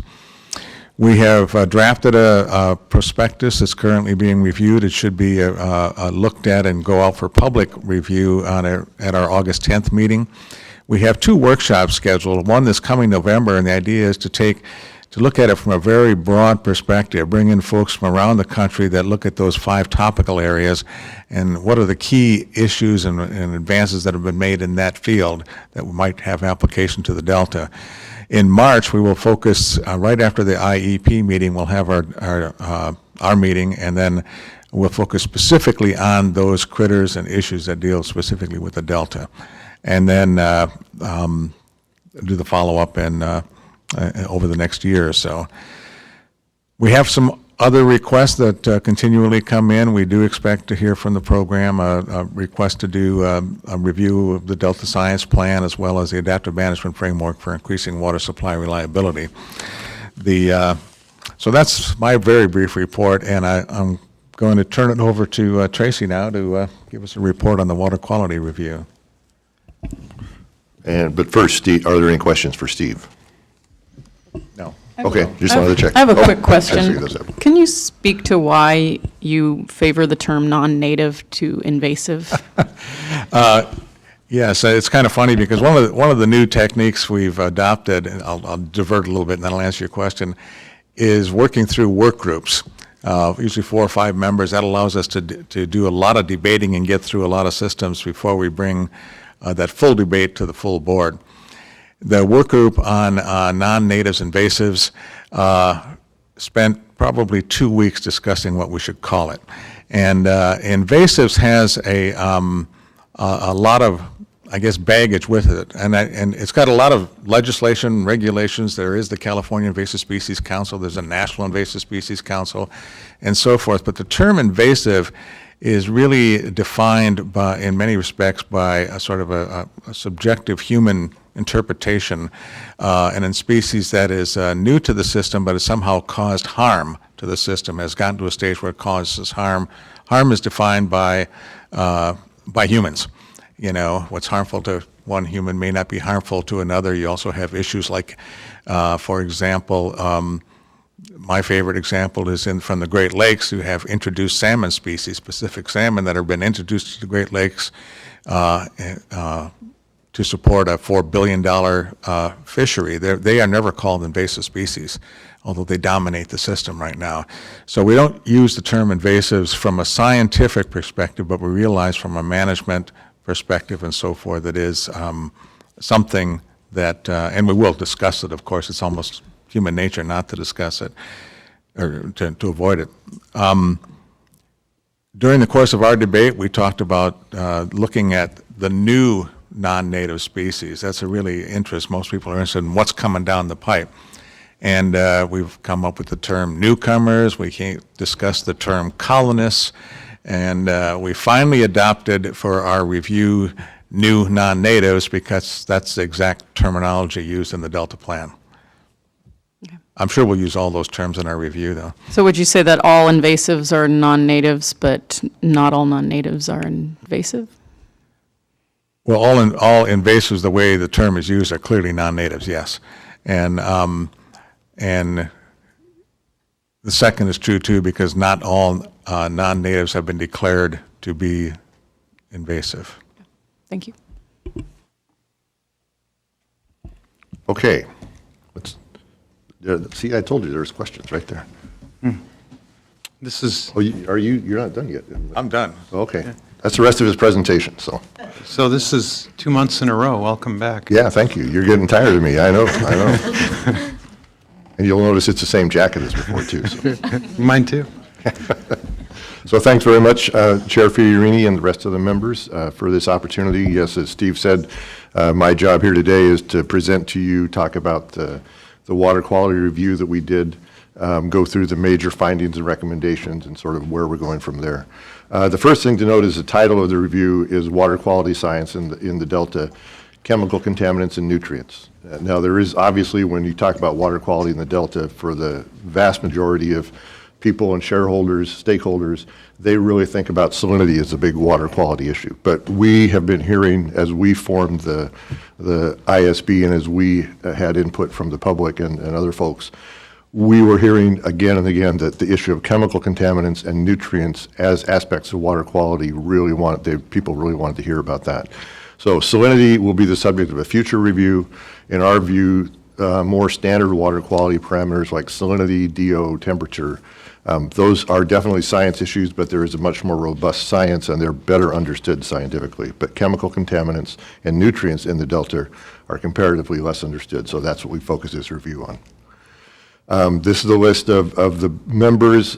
As Steve said, we often appoint a smaller group to frame up these reviews, start gathering the information. In this case, it was Dr. Liz Canuel and myself who framed this up and got the prospectus going. As the workload increased, we added Dr. Vince Resch to this smaller group, but all of the board members have been involved in the review of the full document and the workshops and the brown bags that we've had. And we also, you'll note on here, Brian Atwater, who's no longer a member, but he definitely was a contributing member, so we put his name on this as an author as well. So again, Steve went through in his summary how we conduct a review, how we gather information, so we won't spend much time on this, but in this case we did do a literature review of several recent publications on the topic of water quality, focused primarily on Delta water quality. We developed a questionnaire and distributed it to numerous agencies and got quite a few responses back.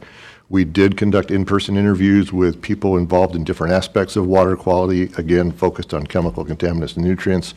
We did release a draft for public comment, got quite a lot of public comment back, and that figured quite prominently into the final review that you now have in front of you. We had 4 main findings. That, number one, it's not clear whether water quality data are sufficient to support the management decisions and policies that are being developed and made, and nor is it clear in many cases how water quality data are being used by managers.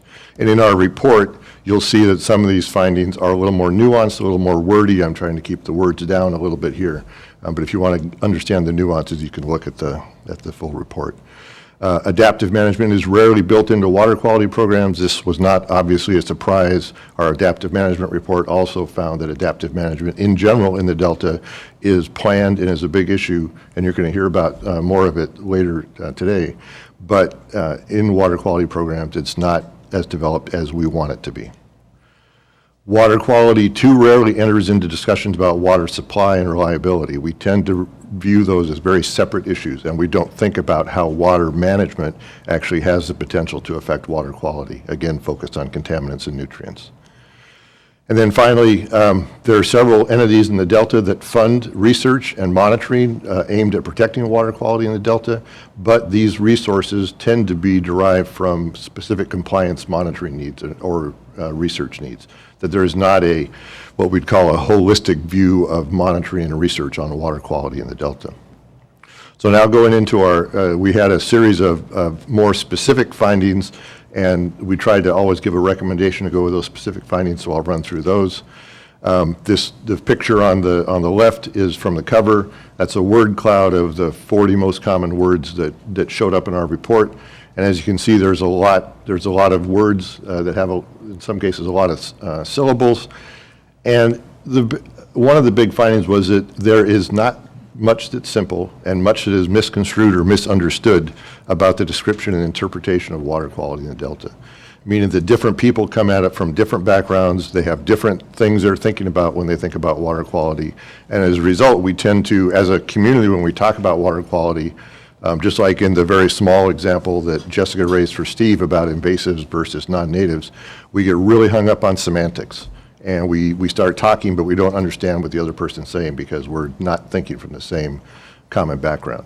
So our recommendation there is that we could improve this understanding of water quality in the Delta if we developed and used more conceptual models, which basically are just boxes and arrows showing how things are connected, and numerical models, in other words, numerical quantitative models that let us understand and predict water quality aspects.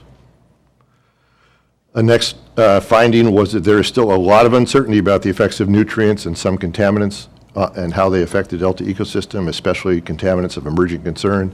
The photo on the left is a blue-green algal bloom in the water in the Delta. And our recommendation is that the management of chemicals of emerging concern, and that these are chemicals that are generally not as highly regulated chemicals, that we're just understanding their effects or understanding their presence. There are things we don't have a management system set up for. And also harmful algal blooms, these blue-green algae blooms that are causing, putting toxins into fresh water. This is going to require greater vigilance and coordination between agencies, both to protect ecosystem health as well as to protect drinking water quality and safety. Again, the figure on the left is a picture of two pod species and their populations over time plotted against applications of pyrethroid insecticides to the Delta. These are correlations only. It's not doesn't prove causation, but we point this out in the report. In our initial draft or initial public draft, we got an awful lot of comments about the fact that this doesn't prove anything. Yet the correlations are strong, and we stated that there is sufficient science to show that some contaminants, including certain pesticides, mercury and selenium, are having deleterious effects on the health of organisms in the Delta. So that means they're having those effects now. It doesn't mean that we are saying the potential is there. We are saying there is injury being caused. Did you want to ask a question, Ken? Go ahead.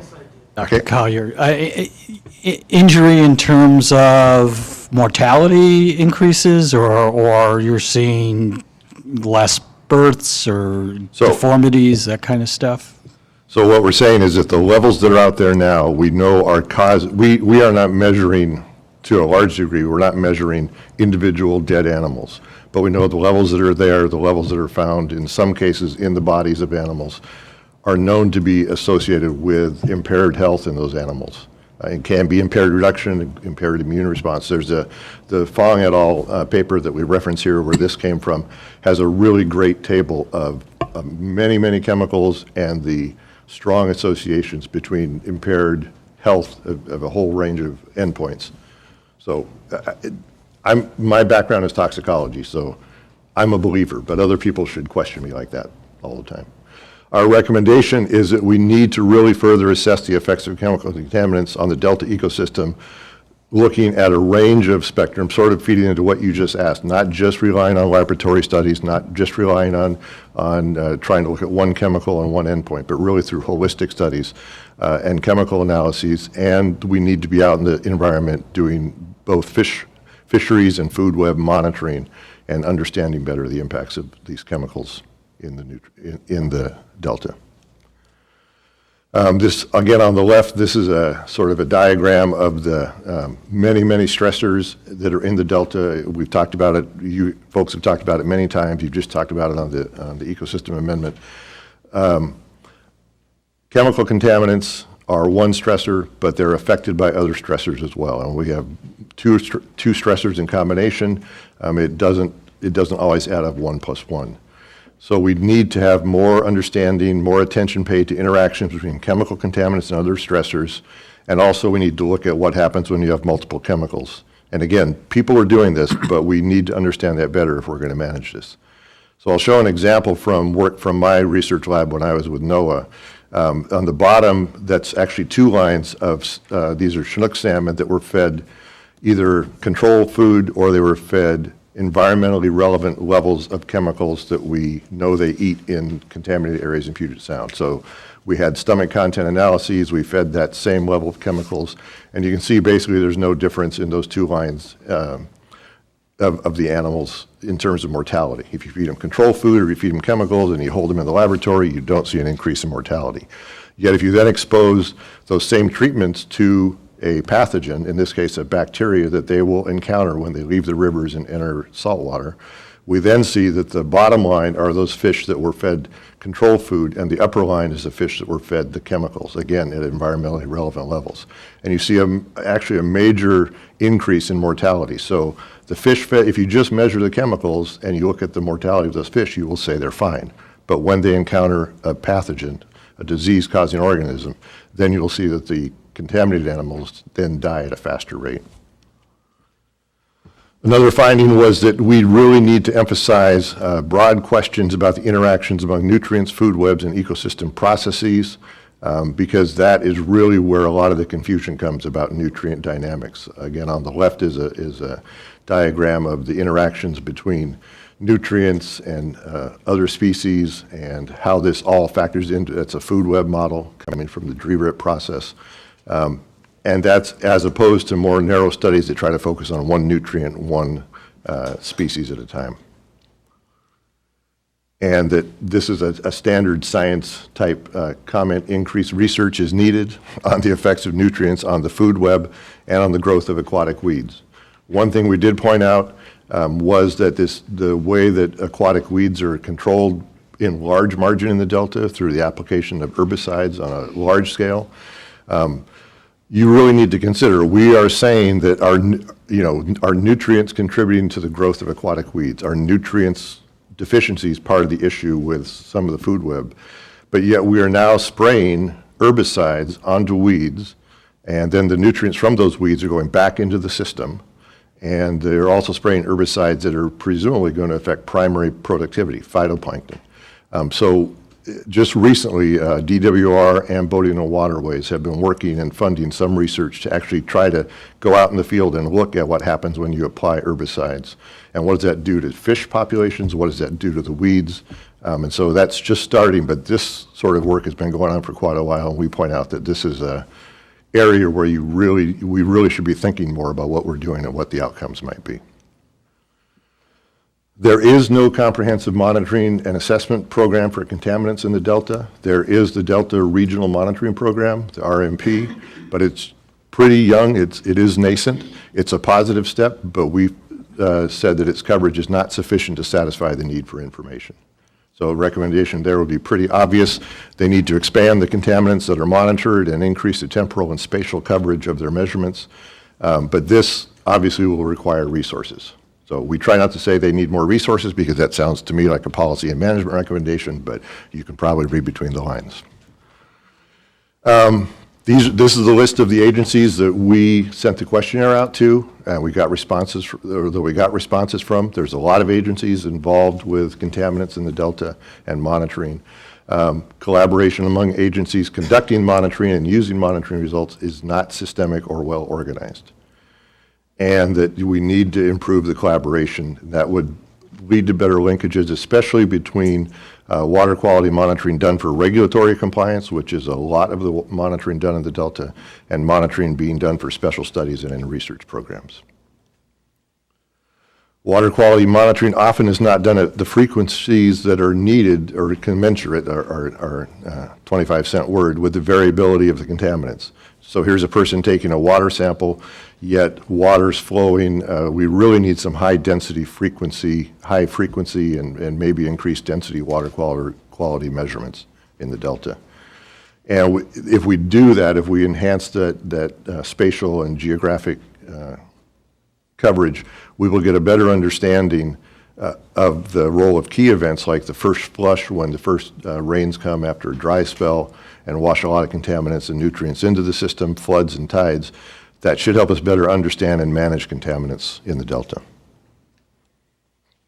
The California Water Quality Monitoring Council can be critically important in making monitoring data available. That's what they were set up to do. When we did our questionnaire, there was a lot of people that knew who they were, and there was a lot of people that had never heard of the California Water Quality Monitoring Council. So here again, we're getting a little bit into the management realm, but we think they do need sufficient resources and authority to be more effective. But several agencies can assist with that goal. So again, this is the word cloud. Data, the size of the words in this word cloud are appropriate to how many times the word was used in the report. Data stands out.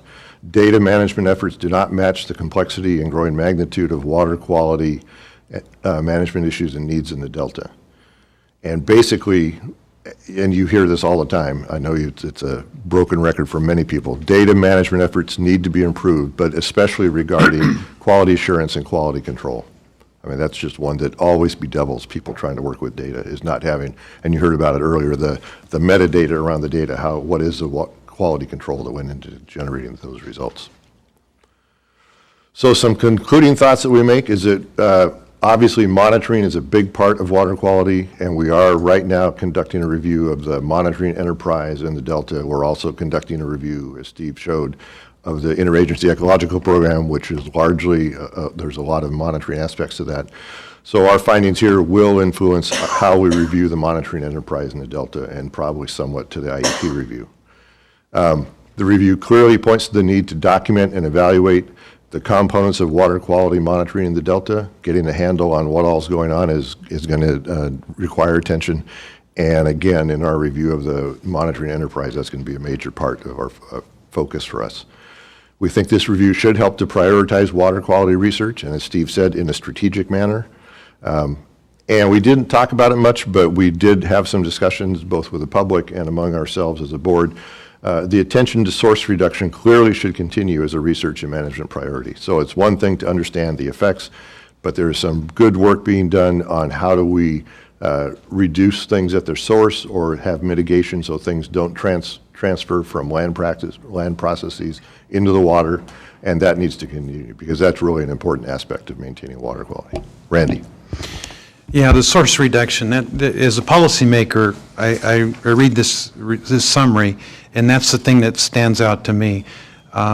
We have employed Operation Baseline to measure the current discharges from the Sac Regional plant so that when they come online with tertiary treatment, we can evaluate the improvements and the effects on the ecosystem.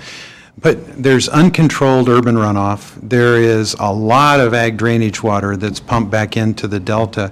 Should we employ a similar type of monitoring approach in these cases to get a better understanding of what the source is and what's included, the constituents that are in those sources? Yes, in my view. But there are finite resources. How do you do all of this at once? But we point to one study, fairly recent, done in the Delta, showing the vegetated swales, as it were, that are used to channel the runoff from ag lands before they go back into the Delta surface waters, substantially reduce pesticide loadings.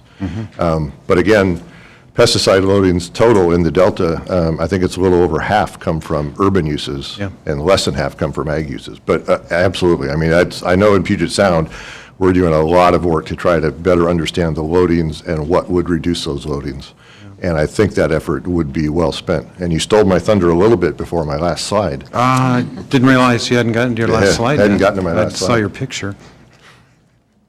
Last slide, Sac Regional. I'm sorry, I had a quick question. We'll leave this up, just read this. Generally, there was this thing that concerned that you have, that although there is monitoring going for water quality and there's resources for it, but the resources are only spent to monitor limited water quality that has to do with compliance. Not totally, but in large part, yes. Most of the monitoring is spent on compliance monitoring that's required for different water operations, different practices, land practices. But there's so much more, and the data is not well organized to... That was our finding, yeah. Thank you. Yep. So the last one, we put this on the back page of the report because we think it is we don't want to be all doom and gloom. Throughout my career in toxicology, I always get asked the question, when are you going to give us some good news? So this is the good news, but everybody here knows about it. Sac Regional is undertaking a really massive upgrade of their facility, and that's shown in this aerial photograph. And this is done almost exclusively to reduce nutrient loadings into the Delta. And as Randy pointed to, there is an effort ongoing to understand what that does as far as loadings, what it does as far as impacts, or I won't say impacts, but effects on the ecosystem. This is an example of a major exercise that's aimed at improving water quality, and it's going to be monitored. But as Sac Regional will tell you, this isn't really an adaptive management program per se, because this is being built, and we're not going to unbuild it, and we're not going to massively change it at any time in the future. But we are going to monitor and understand, and that hopefully can be a factor in other facility upgrades. So thank you. Thank you. Any questions or comments? Ken? Quick question. The chemicals of emergent concern, and you mentioned geographical and spatial, monitoring requirements. Are you seeing those downstream of SAC Regional?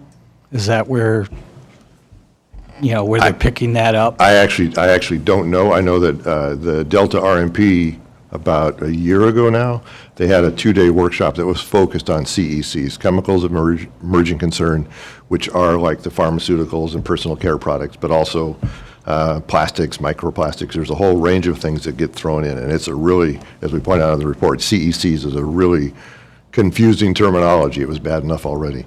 I would defer to somebody, either with SAC Regional, with some of their monitoring, or to the Delta RMP folks to see if they have a sort of a footprint downstream. Yeah, because I don't know that chemical, nutrient removal is going to deal with those kind of things if that's where it's a point source kind of loading issue. Right, yeah. The issue of CECs and their very diverse chemistry and toxicology, and how do you deal with those in your treatment plants, it's a real big deal. Everybody is grappling with that. Yep. It's not going away anytime soon. Jessica, this report strikes me as something that we should do more than simply receive. It seems like there's some actions that that this should spawn. How can we discuss what this report should prompt the Stewardship Council to do? Yeah, I'd probably turn to John to respond to that, because my understanding is there are quite a bit of activities underway already that the science program is leading on that are responsive to some of the issues raised in this report. I don't have a comprehensive list of those on the tip of my tongue, but we could bring that back perhaps next month. Or Yeah, I think we could look at the recommendations that are provided in their review and highlight some that the council could take some action on, and that might be directly relevant to the council. Mr. Chair, is this worthy of a item at the next DPIC, where you have a lot of the other agencies that can add some horsepower to this issue? Let me reserve the right to answer that question a month from now when we receive the report from Dr. Callaway. Okay, could be. Right. Anything else? Steve, Tracy, thank you very much. What are you going to be reporting on next month? Well, it sounds like you want me to come back to DPIC, so they're going to get tired of me too. No, we won't. Thank you very much for your great work. At this time, I'm going to recommend we take a 10-minute break, and then we'll reconvene with file item number 10.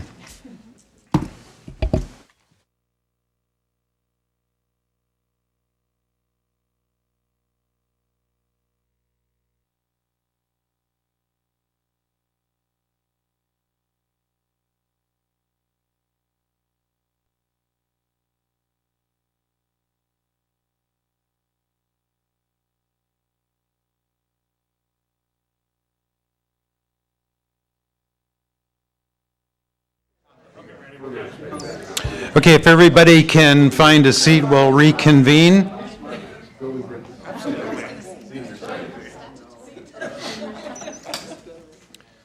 The next item on our agenda is the Delta Science Governance Data to Decision Making. This is another installment in the continuum from data collection to decision support. Lauren Hastings with the Delta Science Program is going to introduce our panelists and introduce the topic for today's discussion. Lauren, welcome. Great. Thank you, Chair Fiorini and council members. I am really pleased to present to you today this panel to discuss the Collaborative Science and Adaptive Management Program. So I'm going to start with a brief introduction of each of the panelists. Then we're going to come back to me. I'm going to give a little history and overview of the program and purpose and the role of the science program. And then I have the opportunity to facilitate a discussion with some questions for our panelists. And I think it's going to be quite interesting, I hope, for all of you. So directly to my right is Kathy Marcinkiewicz. She is the Future Operations and Adaptive Management Branch Chief at NOAA Fisheries, California Central Valley office. So she was the NIMS lead for the ESA consultation on California water fix, and she's been increasingly involved in adaptive management, development and review of analytical tools and models, and restoration planning. Kathy has recently been participating on one portion of the CSAMP program called the Collaborative Adaptive Management Team. Next to her right is Dr. Sam Luoma. Many of you may recognize Sam. He's been involved with our program for quite a while. He's currently a research ecologist with the John Muir Institute at UC Davis. And he's also the current editor-in-chief of our online journal, San Francisco Estuary and Watershed Science. He was the first lead scientist for the Cal-Fed Bay Delta program. And I would also wanted to add he was the first recipient of the Brown-Nichols Award associated with our science conference. And prior to all of those things, for 34 years, he was with the U.S. Geological Survey in Menlo Park, where he researched contaminants that Tracy just talked about, especially metals. He is currently one of the co-chairs of the Collaborative Adaptive Management Team, which is part of the CSAMP effort. To his right is Jason Peltier. Many of you may also recognize Jason. He's been around the system for a while and is actually a resident of the Delta. He is currently the executive director of the Coalition for a Sustainable Delta. I think that's a pretty recent appointment earlier this year. Prior to that, he was the executive director of the San Luis and Delta Mendota Water Authority. And prior to that, the deputy general manager of Westlands Water District. And a while back, he served for 6 years as the principal deputy assistant secretary for water and science at the Department of the Interior, where he oversaw the U.S. Geological Survey and U.S. Bureau of Reclamation. And Jason's an active participant in the policy team of the CSAMP program. So I welcome our panelists. A while back, two of the three were in a panel that was at UC Davis, a water policy conference. And apparently they had an excellent discussion there along with Maria Ray, which is who Kathy works for, that was facilitated by Marguerite Patil of Contra Costa Water District. And so there were such rave reviews that I borrowed some of Marguerite's questions for our panel today. So I hope it's just as interesting.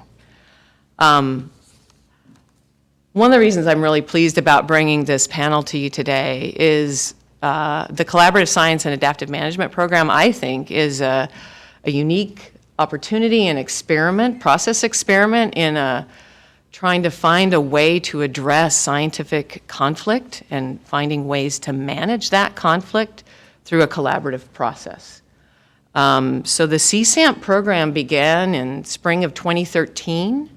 It was in response to litigation that was on the 2008 and 2009 biological opinions for the state and federal water projects. As part of that process, there was a court-ordered schedule for revising the biological opinions, and the fish and water management agencies, 5 of them, came together, developed this proposal for this Collaborative Science and Adaptive Management Program, and brought that motion to the judge and asked for an extension of the time period to revise those biological opinions. They asked for 3 years. The judge gave them 1 year and said, come back in a year, tell me how it's going, and maybe I'll give you more time. The program did that for 2 years, each year coming back to the judge. And the judge each year gave more time. After the second year, that the judge's ruling, the first judge's ruling was overturned by the Ninth Circuit Court. And from that point forward, this program was no longer under court order. But all of the parties thought it was going very well and could see value in it. And so that was in 2015. And the effort is still going strong today in 2018. And I think one of the things we'd like you to hear about today is what are some of those reasons for why this program is still in existence, even though it's not court ordered? Where's the program going, and what's the value of the program? If you could show the slide, please. So this is a handout, I believe, this structure for the Collaborative Science and Adaptive Management Program, which we call CSAM for short. But at the top, there is the policy group. So this is a very common organizational structure that we see for science governance, where at the top we have the agency directors, regional directors, general managers, those folks at the very top. Oh, and one of the things I forgot to mention is that originally CSAMP, the CSAMP policy group and CAMP were made up of only the parties to that litigation on the BIOP. So it was the 5 state and federal agencies, fish and water management agencies, and then litigants from among the water contractors or public water agencies and litigants in the NGO community.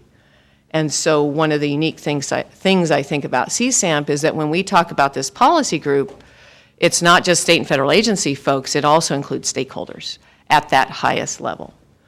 Below that level is CAMPT, or the Collaborative Adaptive Management Team. That team consists of senior scientists and high-level managers that report to the policy group, and that I think the bulk of the work is done at CAMPT. That's where Sam Luoma is a current co-chair of CAMPT. The other co-chair is Frances Brewster with the Santa Clara Valley Water District. She was unable to participate today. But from the beginning, CAMPT has been co-chaired by an NGO representative and by a water contractor representative. It is facilitated. From the beginning, it's been a facilitated group, as is the policy group. The current facilitator is also the program manager, Bruce DeGennaro, who many of you have heard of. But I think that's an effective part of this structure. Underneath the CAMPT, we have 2 scoping teams that are currently active, the Delta Smelt scoping team, kind of reflecting again that initial nature that we were talking about, the smelt biological opinion, and then likewise for the salmon biological opinion, we had a salmon scoping team. Now those groups consist of folks, we're getting closer and closer to actual scientists, down from directors to high-level managers to agency and stakeholder scientists, and finally down to technical experts. So these 2 scoping teams are tasked with identifying the species-based aspects of what this program does. Off to the side, you see the Delta Science Program. The science program's role from the beginning, we were asked to participate, even though we were not part of the initial motivation for this. We were asked to participate at the CAMPT and scoping team level, kind of to bring forward the science program processes that we promote, where we have certain mechanisms that we use in the science program in terms of peer review and approaches to doing science, that we were asked to promote those, provide guidance, help identifying technical expertise, and also we provide peer review as requested for certain CAMPT products. And more recently, Scott Brandel, who's here in the audience on the Delta Science Program staff, has been working with the smelt scoping team, CAMPT, and the CSAMP policy group to try to find a way, what we call a policy science forum, to bring forward this scientific information in a more accessible way. And so that happened at the most recent policy group meeting. And it's, again, kind of an experiment in how can we do this better? In this spirit of data decision-making, how can we better bring this scientific information to policymakers in a way that they can understand and then utilize? I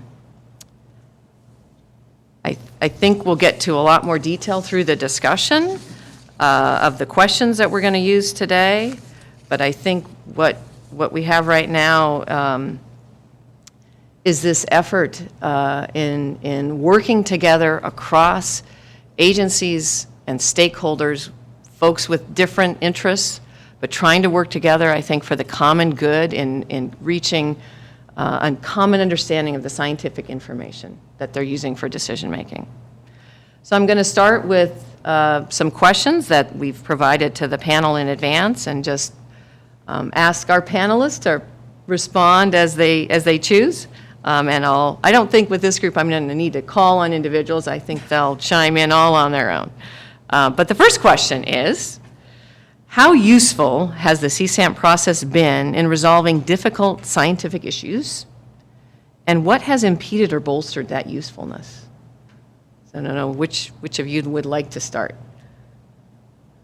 I think Jason's been around the longest. Oh, and then also a reminder to turn your microphones on with this little button right here. That button.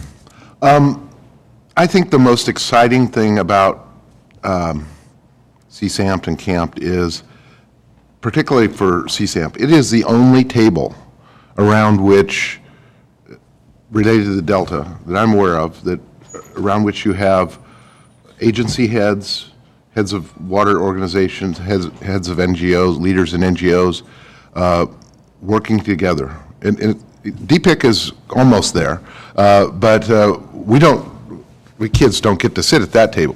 In the case, though, CSAMP, we're all working together, and I think in communicating together and finding common interests and concerns, and it's really healthy. We should have more. There should be another, in my mind, another body kind of like CSAMP that's, so we're focused on science and resolving science issues, and there should be another body like that of agency heads and NGOs and water folks that is focused on getting things done in the Delta, the habitat work and dealing with all the multiple stressors that are out there. We don't have a well-organized effort in that regard. We have a lot of individual efforts, but it's a needed, an area of need that I can see.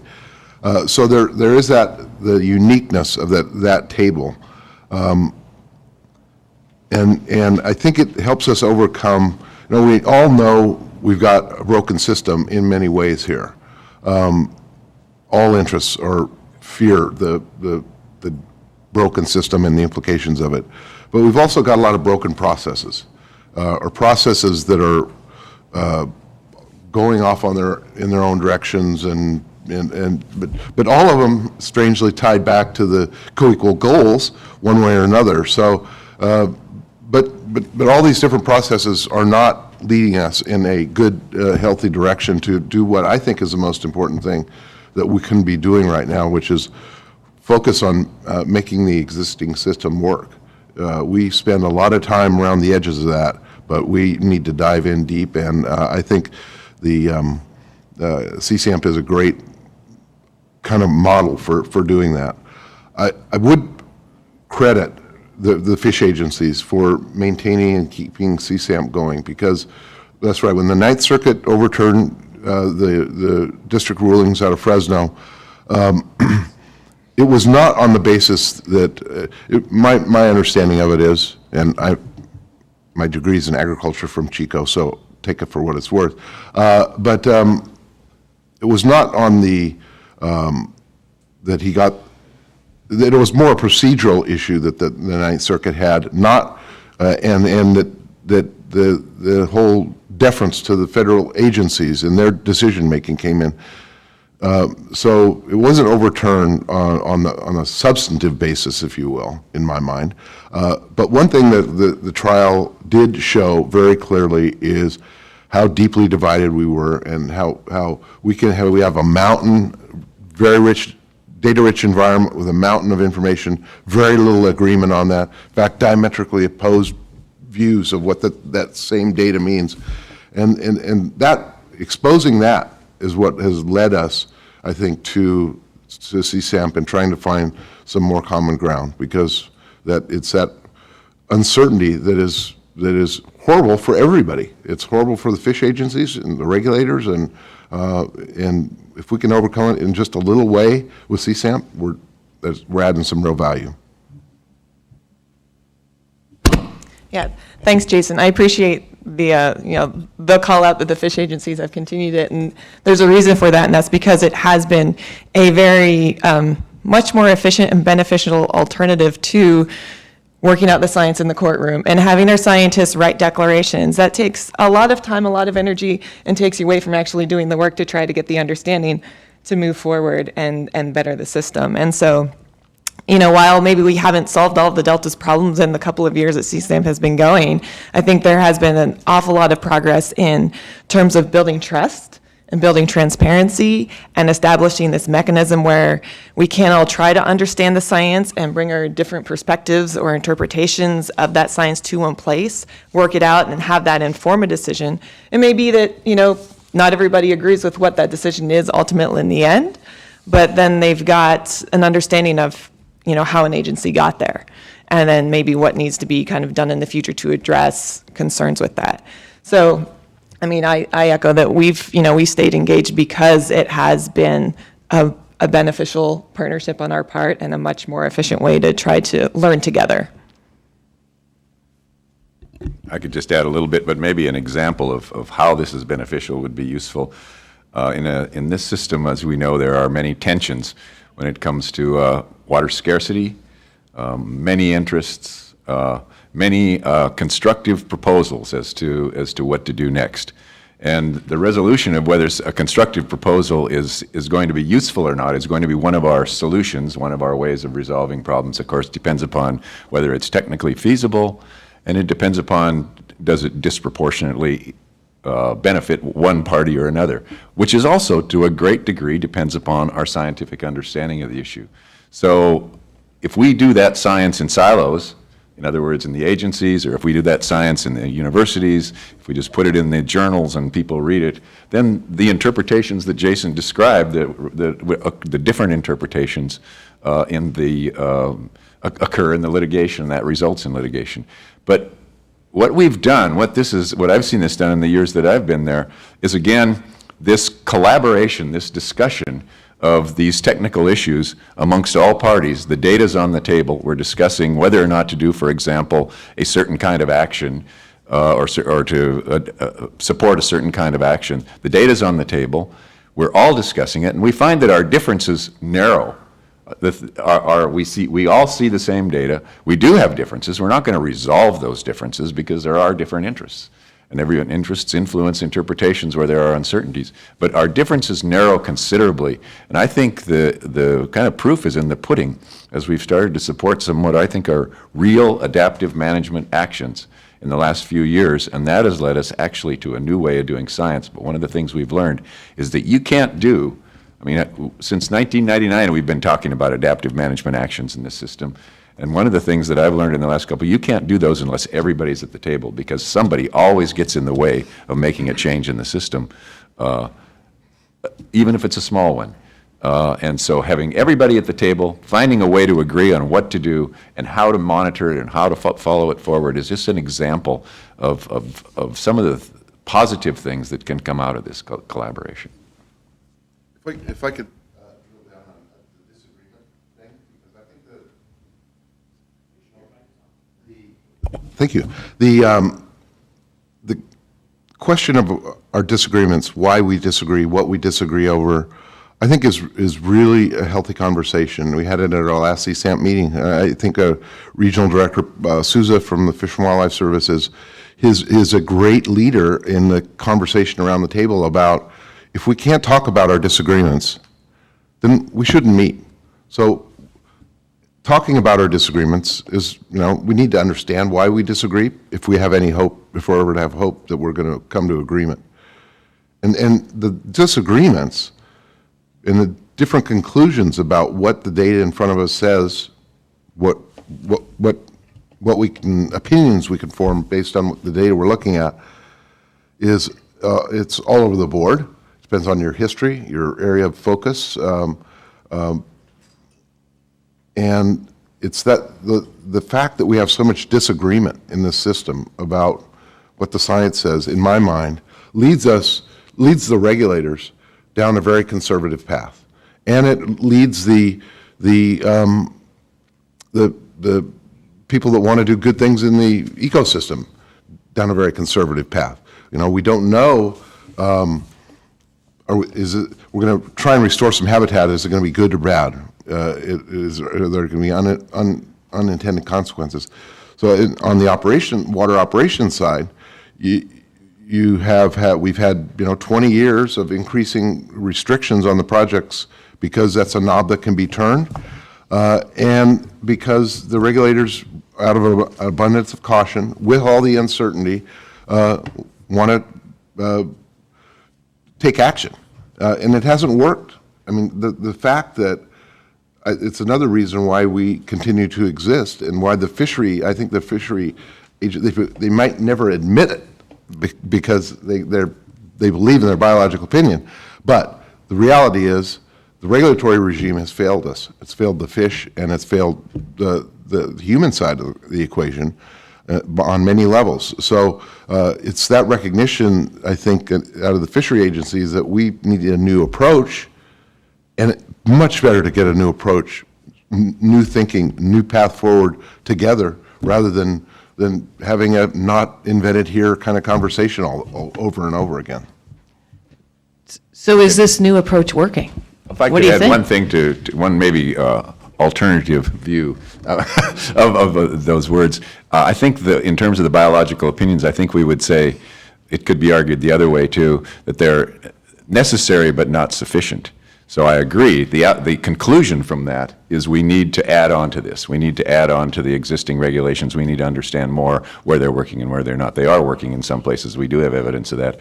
That's a place we disagree. But what we do agree on is that they're not sufficient for recovery. That also the evidence supports, and that's where we need to go to other things, try other actions, and try alternative things that we agree can be constructive.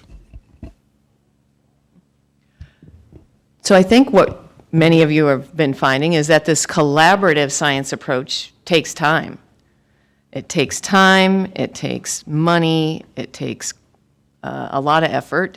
Is it worth it? Is it worth it in the end, do you think, to approach it in this collaborative way, given those costs? I mean, I think so. I think most of us wouldn't be at the table if we weren't. One of the challenges is it does take resources, and I've been involved in camp for about a year at various levels, and it can take up as much time as you give it. It can take up as much staff as you give it. But you probably get a higher return the more involved you are. So I think, if an entity is making a decision of whether or not to get engaged, I think yes. I think ultimately it's like Jason said, this is a table where there's no other table like it. And even just the information exchange across different agencies and entities and groups that happens at this table is like nowhere else. But there is, I'm kind of thinking about like how to structure it. Lauren had the org chart on there of camped, and there's a vertical slice there. And I think that if the best use of an entity's time and being involved is to be plugged in at all those different levels, because I think the proper functioning of this whole group really depends on vertical exchange of information from the scientists down at those SST levels up to the policy group members to help guide what those key major efforts are, and then guide that back down, and just to make sure that the communication is really happening across and up and down. But I think if we've got the things in place for that, then it really does build the efficiency and make it a much better alternative to what else we've done in the past. I think that's correct. I think that scientifically, as scientists, we've always said, well, we've got to communicate better with policymakers, and we've had that discussion here as to how to do that. And we haven't really succeeded that well at it. And I think this is what we're learning from this CSAMP experiment. This is a new way of doing it. It takes a lot of people, it takes a lot of involvement, but the evidence I think that it's working is the fact that the top people from all the interests are at the table at CSAMP. People are still coming to the meetings. It's 5 years later. That isn't the way it worked at CalFed when things kind of started to fall apart. Yep. So I think that's an important aspect. Another aspect is I think again this what I mentioned before about adaptive management. We've been in this system talking about doing adaptive management since the early Accords in the mid-1990s, and we've been increasingly in recent years there have been call for actions. Let's do some specific actions that benefit recovery of the species.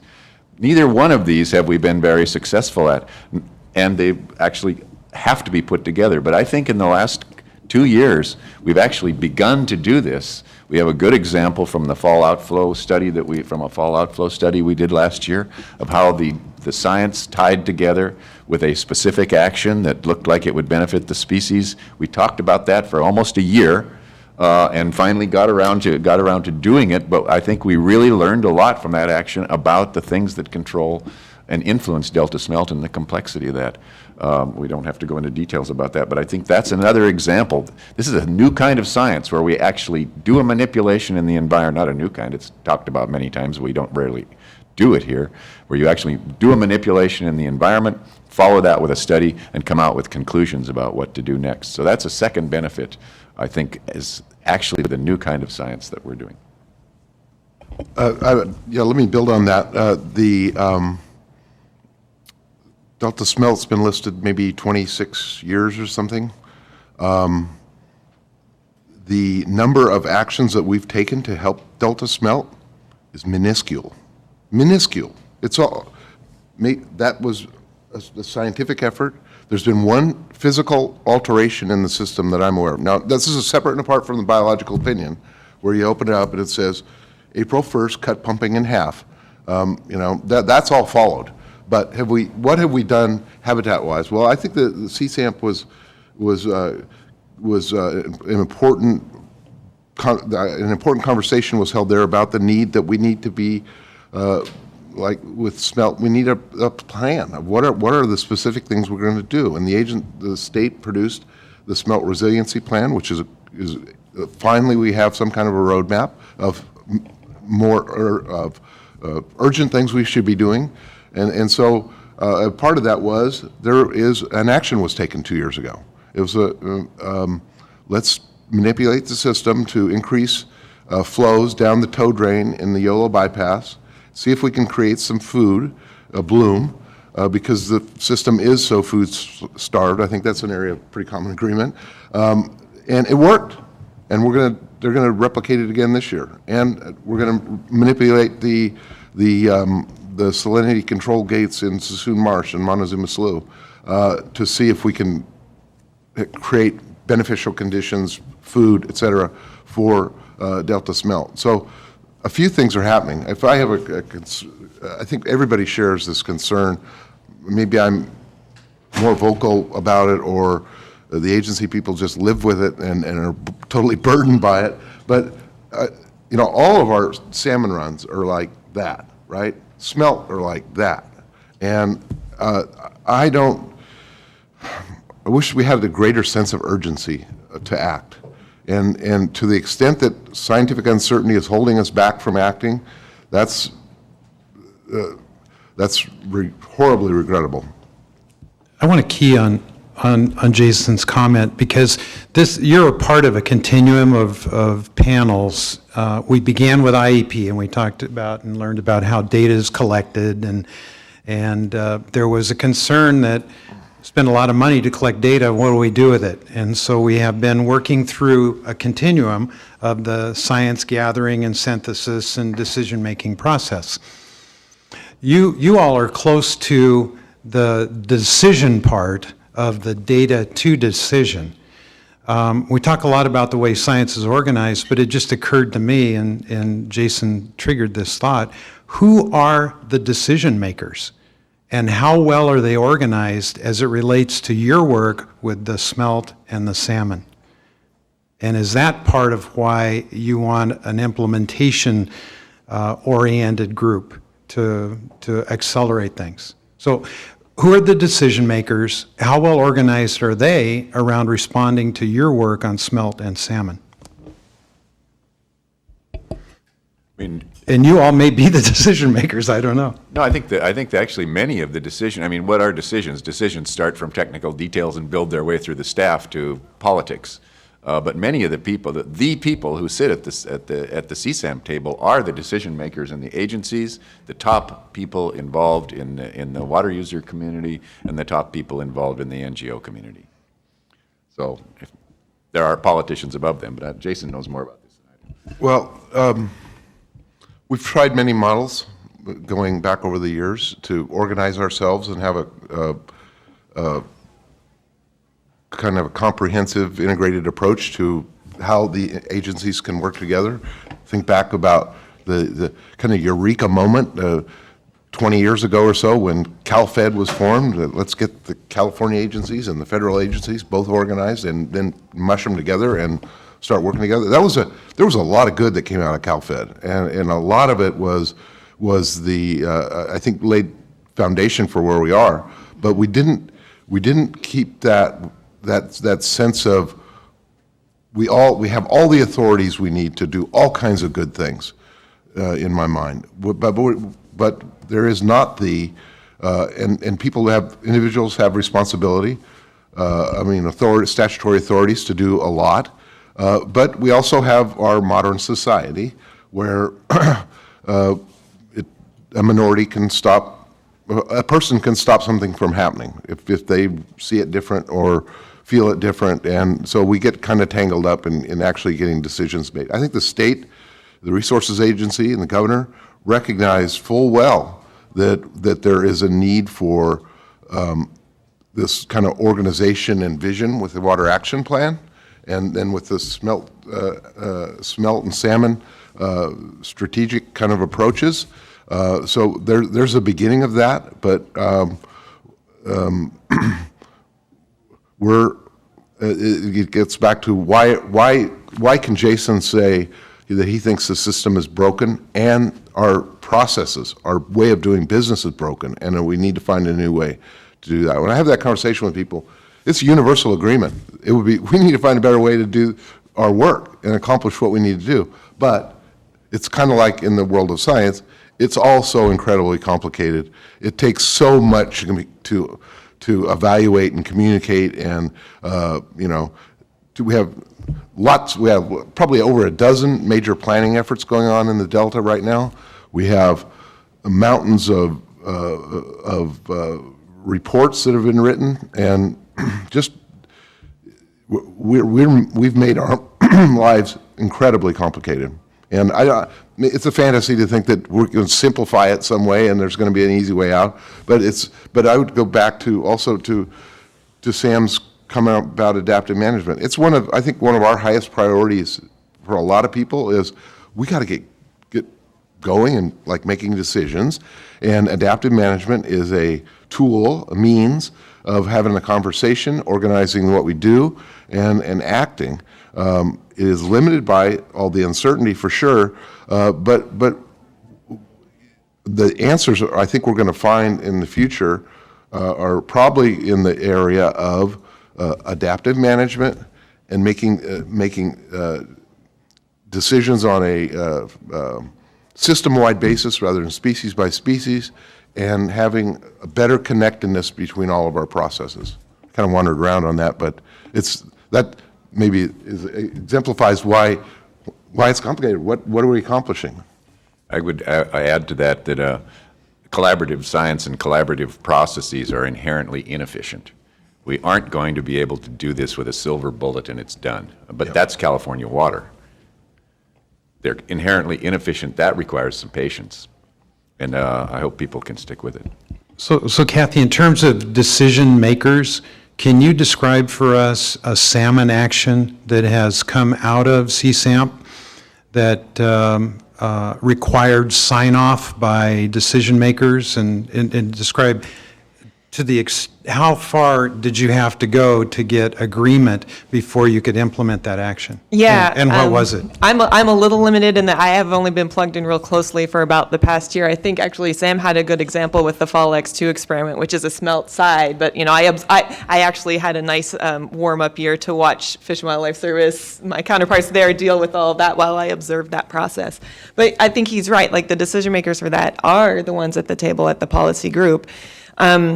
Working out the technical aspects of it at the camp level with the managers who would, be the people to sign off on, whether it be like change petitions or reinitiation of components of the biological opinion or whatever permitting steps needed to be taken to do that, tended to be worked out at that group and at the science, the scoping team level. With a lot of, again, communication up and down that, up to the regional director to say, this is what we're looking at doing, here's why, here's where we've kind of vetted it, here's what we expect to maybe get out of it, these are the costs of doing it. We've generally worked it out, or we've got disagreement, here's who's expressing disagreement and why. But, let's follow through the processes of doing it. We are constrained, the regulatory agencies are constrained by the statutory protocols that we've got within the statutes that we uphold. So even just working within the group to make that clear to people, no, we can't do that yet, here's why. And that's actually one thing that I've maybe observed and gets to Sam's last point is collaborative science takes time. And interfacing that with agency actions, be they the permitting agencies or otherwise, it needs to be worked into the timeline. So if an action agency is like, we'd like to do this thing, let's take it to CSAMT or some other collaborative group to vet it, see how it goes. That's great. But I feel like we are sometimes just lagging or scrambling to try to incorporate that collaborative science process into an action and then get it permitted. And we haven't worked out those growing pains yet, I think, with this group. It's there, and we got through it through the Fall X2, but it was a little painful even to watch from the outside. And hopefully we can kind of streamline that a little bit. I can give you an example, though, and it doesn't relate to a project, but the continuum that Sam talked about, it starts small, and the ideas grow and build, and then they get resources and decisions are made. This is more at the bottom end of that process, but Camp organized and sponsored a day-long salmon workshop in Davis here a month or so ago. And it was pretty amazing conversation. It was about 80 people at 10 tables, and we basically had set questions for each table, and we rotated in a way that we got all mixed up all the time. But the crowd held, it probably diminished to 70 people after, by 4 o'clock after 8 hours. So I think that thing that we did, that organizing that workshop, and I think I know it's the first of more, because we need to have I think we need a 2-day workshop on how are we going to deal with all the other stressors out there and expand our horizon of where we can and should be taking action. But it showed me, and I think everybody, that those 80 people, why did they invest a day in this conversation, a structured conversation about science aspects of salmon management that will lead to recovery? It's because we provided a place and a structure, and people came from. You had people that run, field people that run boats and take samples, to lab people, to managers, from throughout the agencies involved with the Delta, including NGOs and water sector folks, and that was a great accomplishment in terms of in my mind, in terms of the way we can promote a conversation that will actually lead us somewhere. Because out of it, I think, grows more of this. What I think we all need to share is this sense of urgency about doing something, and that was clear in those conversations. And good on Maria Ray for being kind of the spark plug to say, let's get it done. Yeah, and the focus on that, we really wanted to get the decision makers in the room with the scientists, talking face to face. And that's why we mixed up the tables and we kind of purposely saw who got what number when they came in to make sure that they weren't at the table with other scientists, that they were interfacing with the decision makers and the manager so they could really talk about what are the key management challenges, what have you got going on in science that can maybe inform that, where we've just kind of been talking past each other, asking the same question in a different way. Great. Ken? Yeah, I want to follow up on Randy's question, because we've had a lot of comments, and not from just the council, but from panels. Everybody's pointing to everybody else as, well, you're the decision maker, and, well, no, you're the decision maker. And it seems like we need to distinguish between a stakeholder process and the decision makers. And you know, it seems like you've got a very successful stakeholder process that was spurred by the court to say, I don't want you guys to keep battle, you know, what is it, conflict science, and go in a room and you figure it out yourselves. And that sounds successful, and you came to some kind of, you know, critical mass where, hey, we're all going to try and solve this. But Kathy, you and the wildlife agencies are the sole decision makers in this. And it seems like you've embraced this collaborative process where you give everybody a seat at the table. And that, you know, you've got a lot of high-powered people in there, but are they really decision makers? They may be decision makers to fund an adaptive management thing, so you are, but ultimately, right now, and I think this gets to Jason's point about implementation, everything is regulatory driven. And it's great that the, you know, your agency and the service and the resources agency have taken this collaborative approach.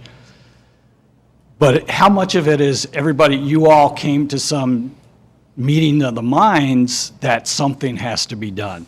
And that, you know, was that kind of was that a big moment? Is that why the process continued after the, you know, the buy-up was reversed, the decision was reversed? Because that, I mean, that gets, you know, there's a lot of other contentious issues. I mean, maybe did you get the major contention out of the process and everybody's solution focused now?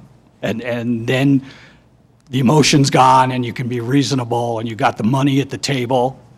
That helps. And that's part of the problem we face, is that the money is in the permitting process. It's not in sort of broader ecosystem restoration, so you could actually do things. So maybe if you all can respond to that, if that's a slightly different perspective that I'm offering. Yeah, I mean, ultimately, you know, you're right. I think the regulatory agencies do retain their regulatory authority and are the ones to sign off on anything that needs to happen or not, or propose a change. And so that ultimately does lie with us. But, you know, this model in terms of having different people at the table, the decision makers from other places, and feeling, you know, having their input, building up a trust, learning together, building an understanding, I think has just been beneficial enough that we are mirroring something. There's you know, a similar effort starting to take shape in the Upper Sacramento with some of those stakeholders and the regulatory agencies and Bureau of Reclamation in moving something forward there that may ultimately merge with CSAMP or mirror it. And I do think that my understanding from talking with others, and, you know, maybe Jason and Sam can give some insight on this too, is that after the remand was lifted, there was maybe just a sense of calm over the group in a way, because it wasn't under that cloud of court order, figure something out, and if you don't, then the judge won't give you your extension, and we're back at this combat science, which isn't beneficial for anybody. And so, you know, maybe there's just a little bit of a better feeling around the table, again, but still beneficial enough that we're all seeing the benefit of it and coming to it voluntarily and putting our resources into it, and resources that are getting more and more scarce, you know, as all of us agencies are facing that, but still wanting to explore not just, you know, I think BIOP related things or operations related things, but some restoration and recovery oriented things. I think we're slow going, but we are getting into looking at other ideas of other actions and open to using this group as a way to vet those and discuss those. Because the regulatory agencies have bought in to this process, that you benefit from this process, but you're still making science-based decisions. And Yes, you're absolutely. getting more Yes, ultimately, the agencies are going to make their independent assessment of, whether or not a project should move forward, but we can definitely use the information that came out of the collaborative science effort. And you haven't been pulled into court since, right? On that specific component, no. Yeah. Yes. We're all in court on something. I would say, on the money thing, we all need to recognize that that picture is evolving and is changing very quickly, in the sense that with the passage of the bond in the spring, the potential passage of the bond in the fall, we potentially have hundreds of millions of dollars. I don't know what the number is, but lots of money to do lots of good things with this ecosystem, from the headwaters to the bay. So let's recognize and gear up for how we're going to make decisions relative to that money. And let's try a new approach of a little more openness than what we saw in Prop 1. I'm not talking about Water Commission, but just in general, how the responsible agencies come up with their priorities and spend that money is something we all need to be more involved with. But on the decision-making, it's not one of these things, It's not me, it's somebody else that's making the decision. It's more one of these things where we're all putting our arms around each other. Because, for instance, NIMS has a responsibility under the Act for salmon. And they are on this JAG, that's kind of derogatory, of being, it's all about temperature management. That is, it looks like that from the outside. A huge emphasis on temperature management, a huge emphasis on manipulating Shasta, and in our eyes, making it much smaller and for all purposes. But they can't just say, well, they kind of are. Bureau, don't lower Shasta. But they can't say that without having a lot more conversations, because then you've got Fish and Wildlife Service saying, no, we need the water to come out of Shasta for flow to help the smelt. And then the Bureau and DWR weigh in and say, do you realize the operational consequence of this and how that ripples out through all the beneficial uses that we're trying to serve? So NIMS can't make a decision and dictate an operation without having the knowledge from all of those other perspectives. And then we, NGOs and water guys, all weigh in with our own views. And so, yeah, it's complicated. And Kathy's exactly right, that it's building the trust and communication and common understanding is the best path forward. I think if you look at the enterprise workshop that was held, that the Stewardship Council caused to happen a couple years ago, you see that in models of successful large system management. It's the interpersonal, it's the institutional that come together through the people that make things work. So I'm wondering, is there a group of your folks or anyone documenting the kinds of changes, institutional changes that are needed to make the adaptive management and experimentation less painful? And a second question is there a group documenting the unintended consequences beyond ecosystem response? So, for example, water quality response or water supply reliability. Well, I'd take a try at that. I think we're just learning about the painfulness of adaptive management. I don't think anybody. I mean, the Independent Science Board wrote a paper on adaptive management recently, in which they gave some examples of partial adaptive management experiments. But and most of those examples were just pieces of an adaptive management process. I think we've been a little bit successful, but we're just learning what it takes to put together the idea, to implement the actual action, if it involves augmentation of flow, like it did a little bit in the fall, or if it involves, again, a little bit of augmentation of flow in YOLO bypass and looking for that involves everybody talking together, the agencies, the operators, the stakeholders agreeing, both the NGOs and the water users agreeing. We're just we're feeling our way through this new approach. Hopefully, one of the outcomes will be to write about it and to put together a systematic view of how it works. But we're like on experiment 3 of actually doing this, and experiment 1 never came about because we couldn't agree. So experiment 3 of doing experiment 4, maybe it's 5. But it's a small number, and so we're just learning. So I think that's a really good question, and I think you should keep asking that question. So we are forced to think about and document this process, because I think it's an interesting one. It's more complicated than other places where adaptive management has been done.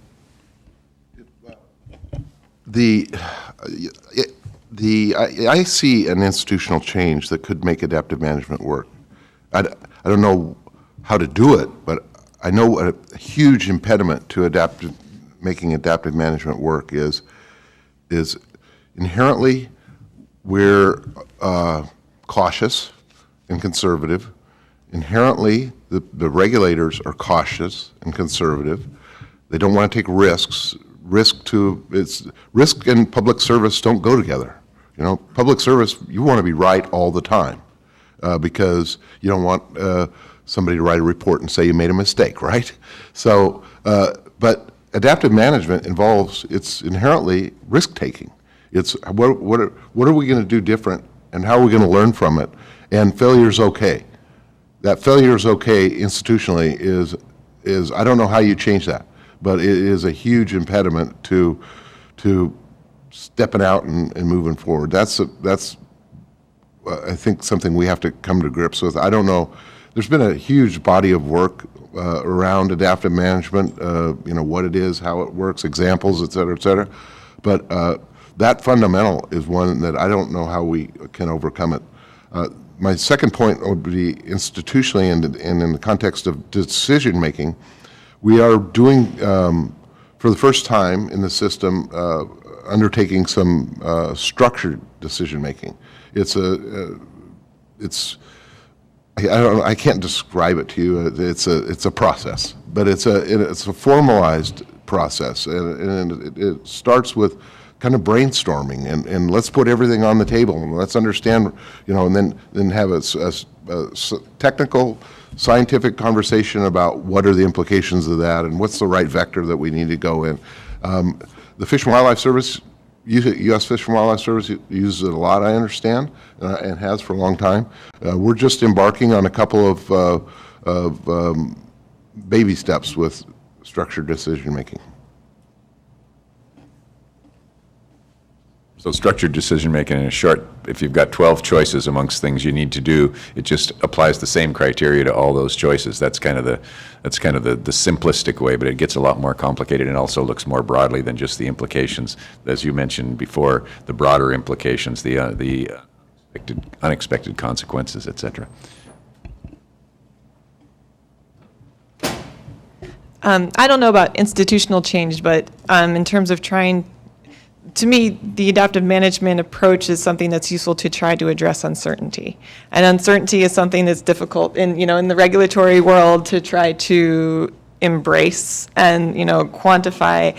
And we are under a mandate that, if the species shall not bear the effects of the uncertainty. So how do we, I think there is a bit of a challenge from the regulatory side on how we apply our risk tolerance approach to incorporating an adaptive management approach into a project or into our process, and allow that to have the flexibility to work within our statutory constraints and our risk tolerance to what we think the species can handle, to allow for some experiments and maybe, go outside of what would maybe be the more conservative, very strict approach to things. But I think that we are increasingly needing to incorporate adaptive management into our decision making and into that approach to address the uncertainty. But we probably do need to work out ways to lay out or to articulate better, what is the level of robustness that you need in that adaptive management plan, so that then we, as a regulatory agency, can put forth our analysis and have it be legally defensible from all sides, and not too risky, so that we, are fulfilling our duty to protect the species, but also, allow the action agency to move forward with what it is that they had proposed to do with reasonable accommodations. Any other questions of the panelists? We have a quick one. Yes. So who determines who attends CSAMP, and then how can non-participants or non-invitees follow along with activities in progress? We started, as Kathy said, from the litigants. We have been slow in expanding, or careful in expanding, I should say. We've expanded the number of water user representatives and the number of NGOs, and also, I think, added Contra Costa County, a couple of these things. But And the state board. And the state board, absolutely, the state board, yeah. But one of the reasons we've been slow is because if you get too big, then you get too unwieldy. I mean, the bigger you are, the less efficient you are. So we're just kind of, we're thinking carefully about that question, and I think slowly moving into it, keeping track. I'm you can come to the meetings, I think, to the policy group meetings, but we have not got a systematic way that I know of that we're. Just recently, it was, there was a request to add additional representation, especially to the policy group, from some of the water user community. And it came actually to the policy group as, I think, if I remember correctly, an official decision-making process by the existing membership. And there was quite a discussion around it, and the call was that there be equal addition from the NGO community. And I think that was accommodated, but there was a lot of discussion, and it was a very deliberate decision to add to the parties who are involved in this. I think prior to that, the state board was invited, and it seemed like there was universal agreement that they needed to be participating in that, especially with the connections to the Bay Delta Water Quality Control Plan. But in terms of the stakeholder side, it was a very thoughtful discussion on how to approach that. I should probably,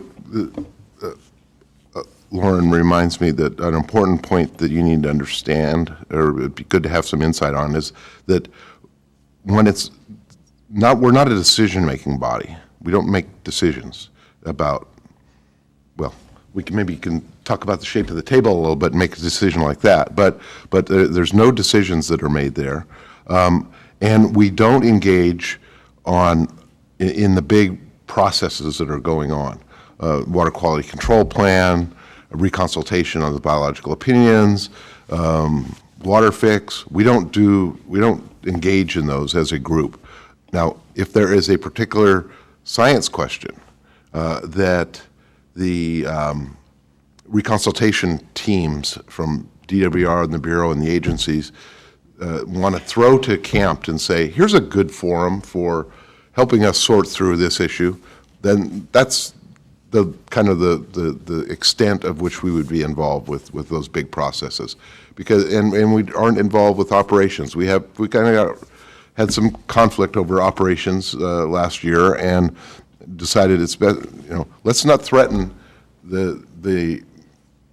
what we have here by injecting known points of conflict where, there's other forums we can fight, and we all know we can fight here and work together there. So that's pretty conscious. Yeah, that's important. John. One other question. So CSAMP and CAMP definitely are really engaged on the adaptive management side, but there's other science going on with the compliance, monitoring, the kind of science that the science program is going to be promoting with Fish and Wildlife for competitive awards for science. So how can we link those so that there's better connection or better interaction across the range of different kinds of science so that we can direct it to make it more effective towards adaptive management in general? We're talking about that a little bit right now, and I think that's a really good question. I do think that the science that CSAMP has supported to date has been directed toward the more controversial issues, and it's been, so far, much of it has been low-hanging fruit and/or adaptive management actions. But I think one place, and this is a different kind of science than the science program does, and we need all those kinds of science in this system. That's the most important thing to understand. So there isn't just one way to do science. What the science program does is, you won't be surprised to hear me say this, but it's invaluable and should stay the way it is.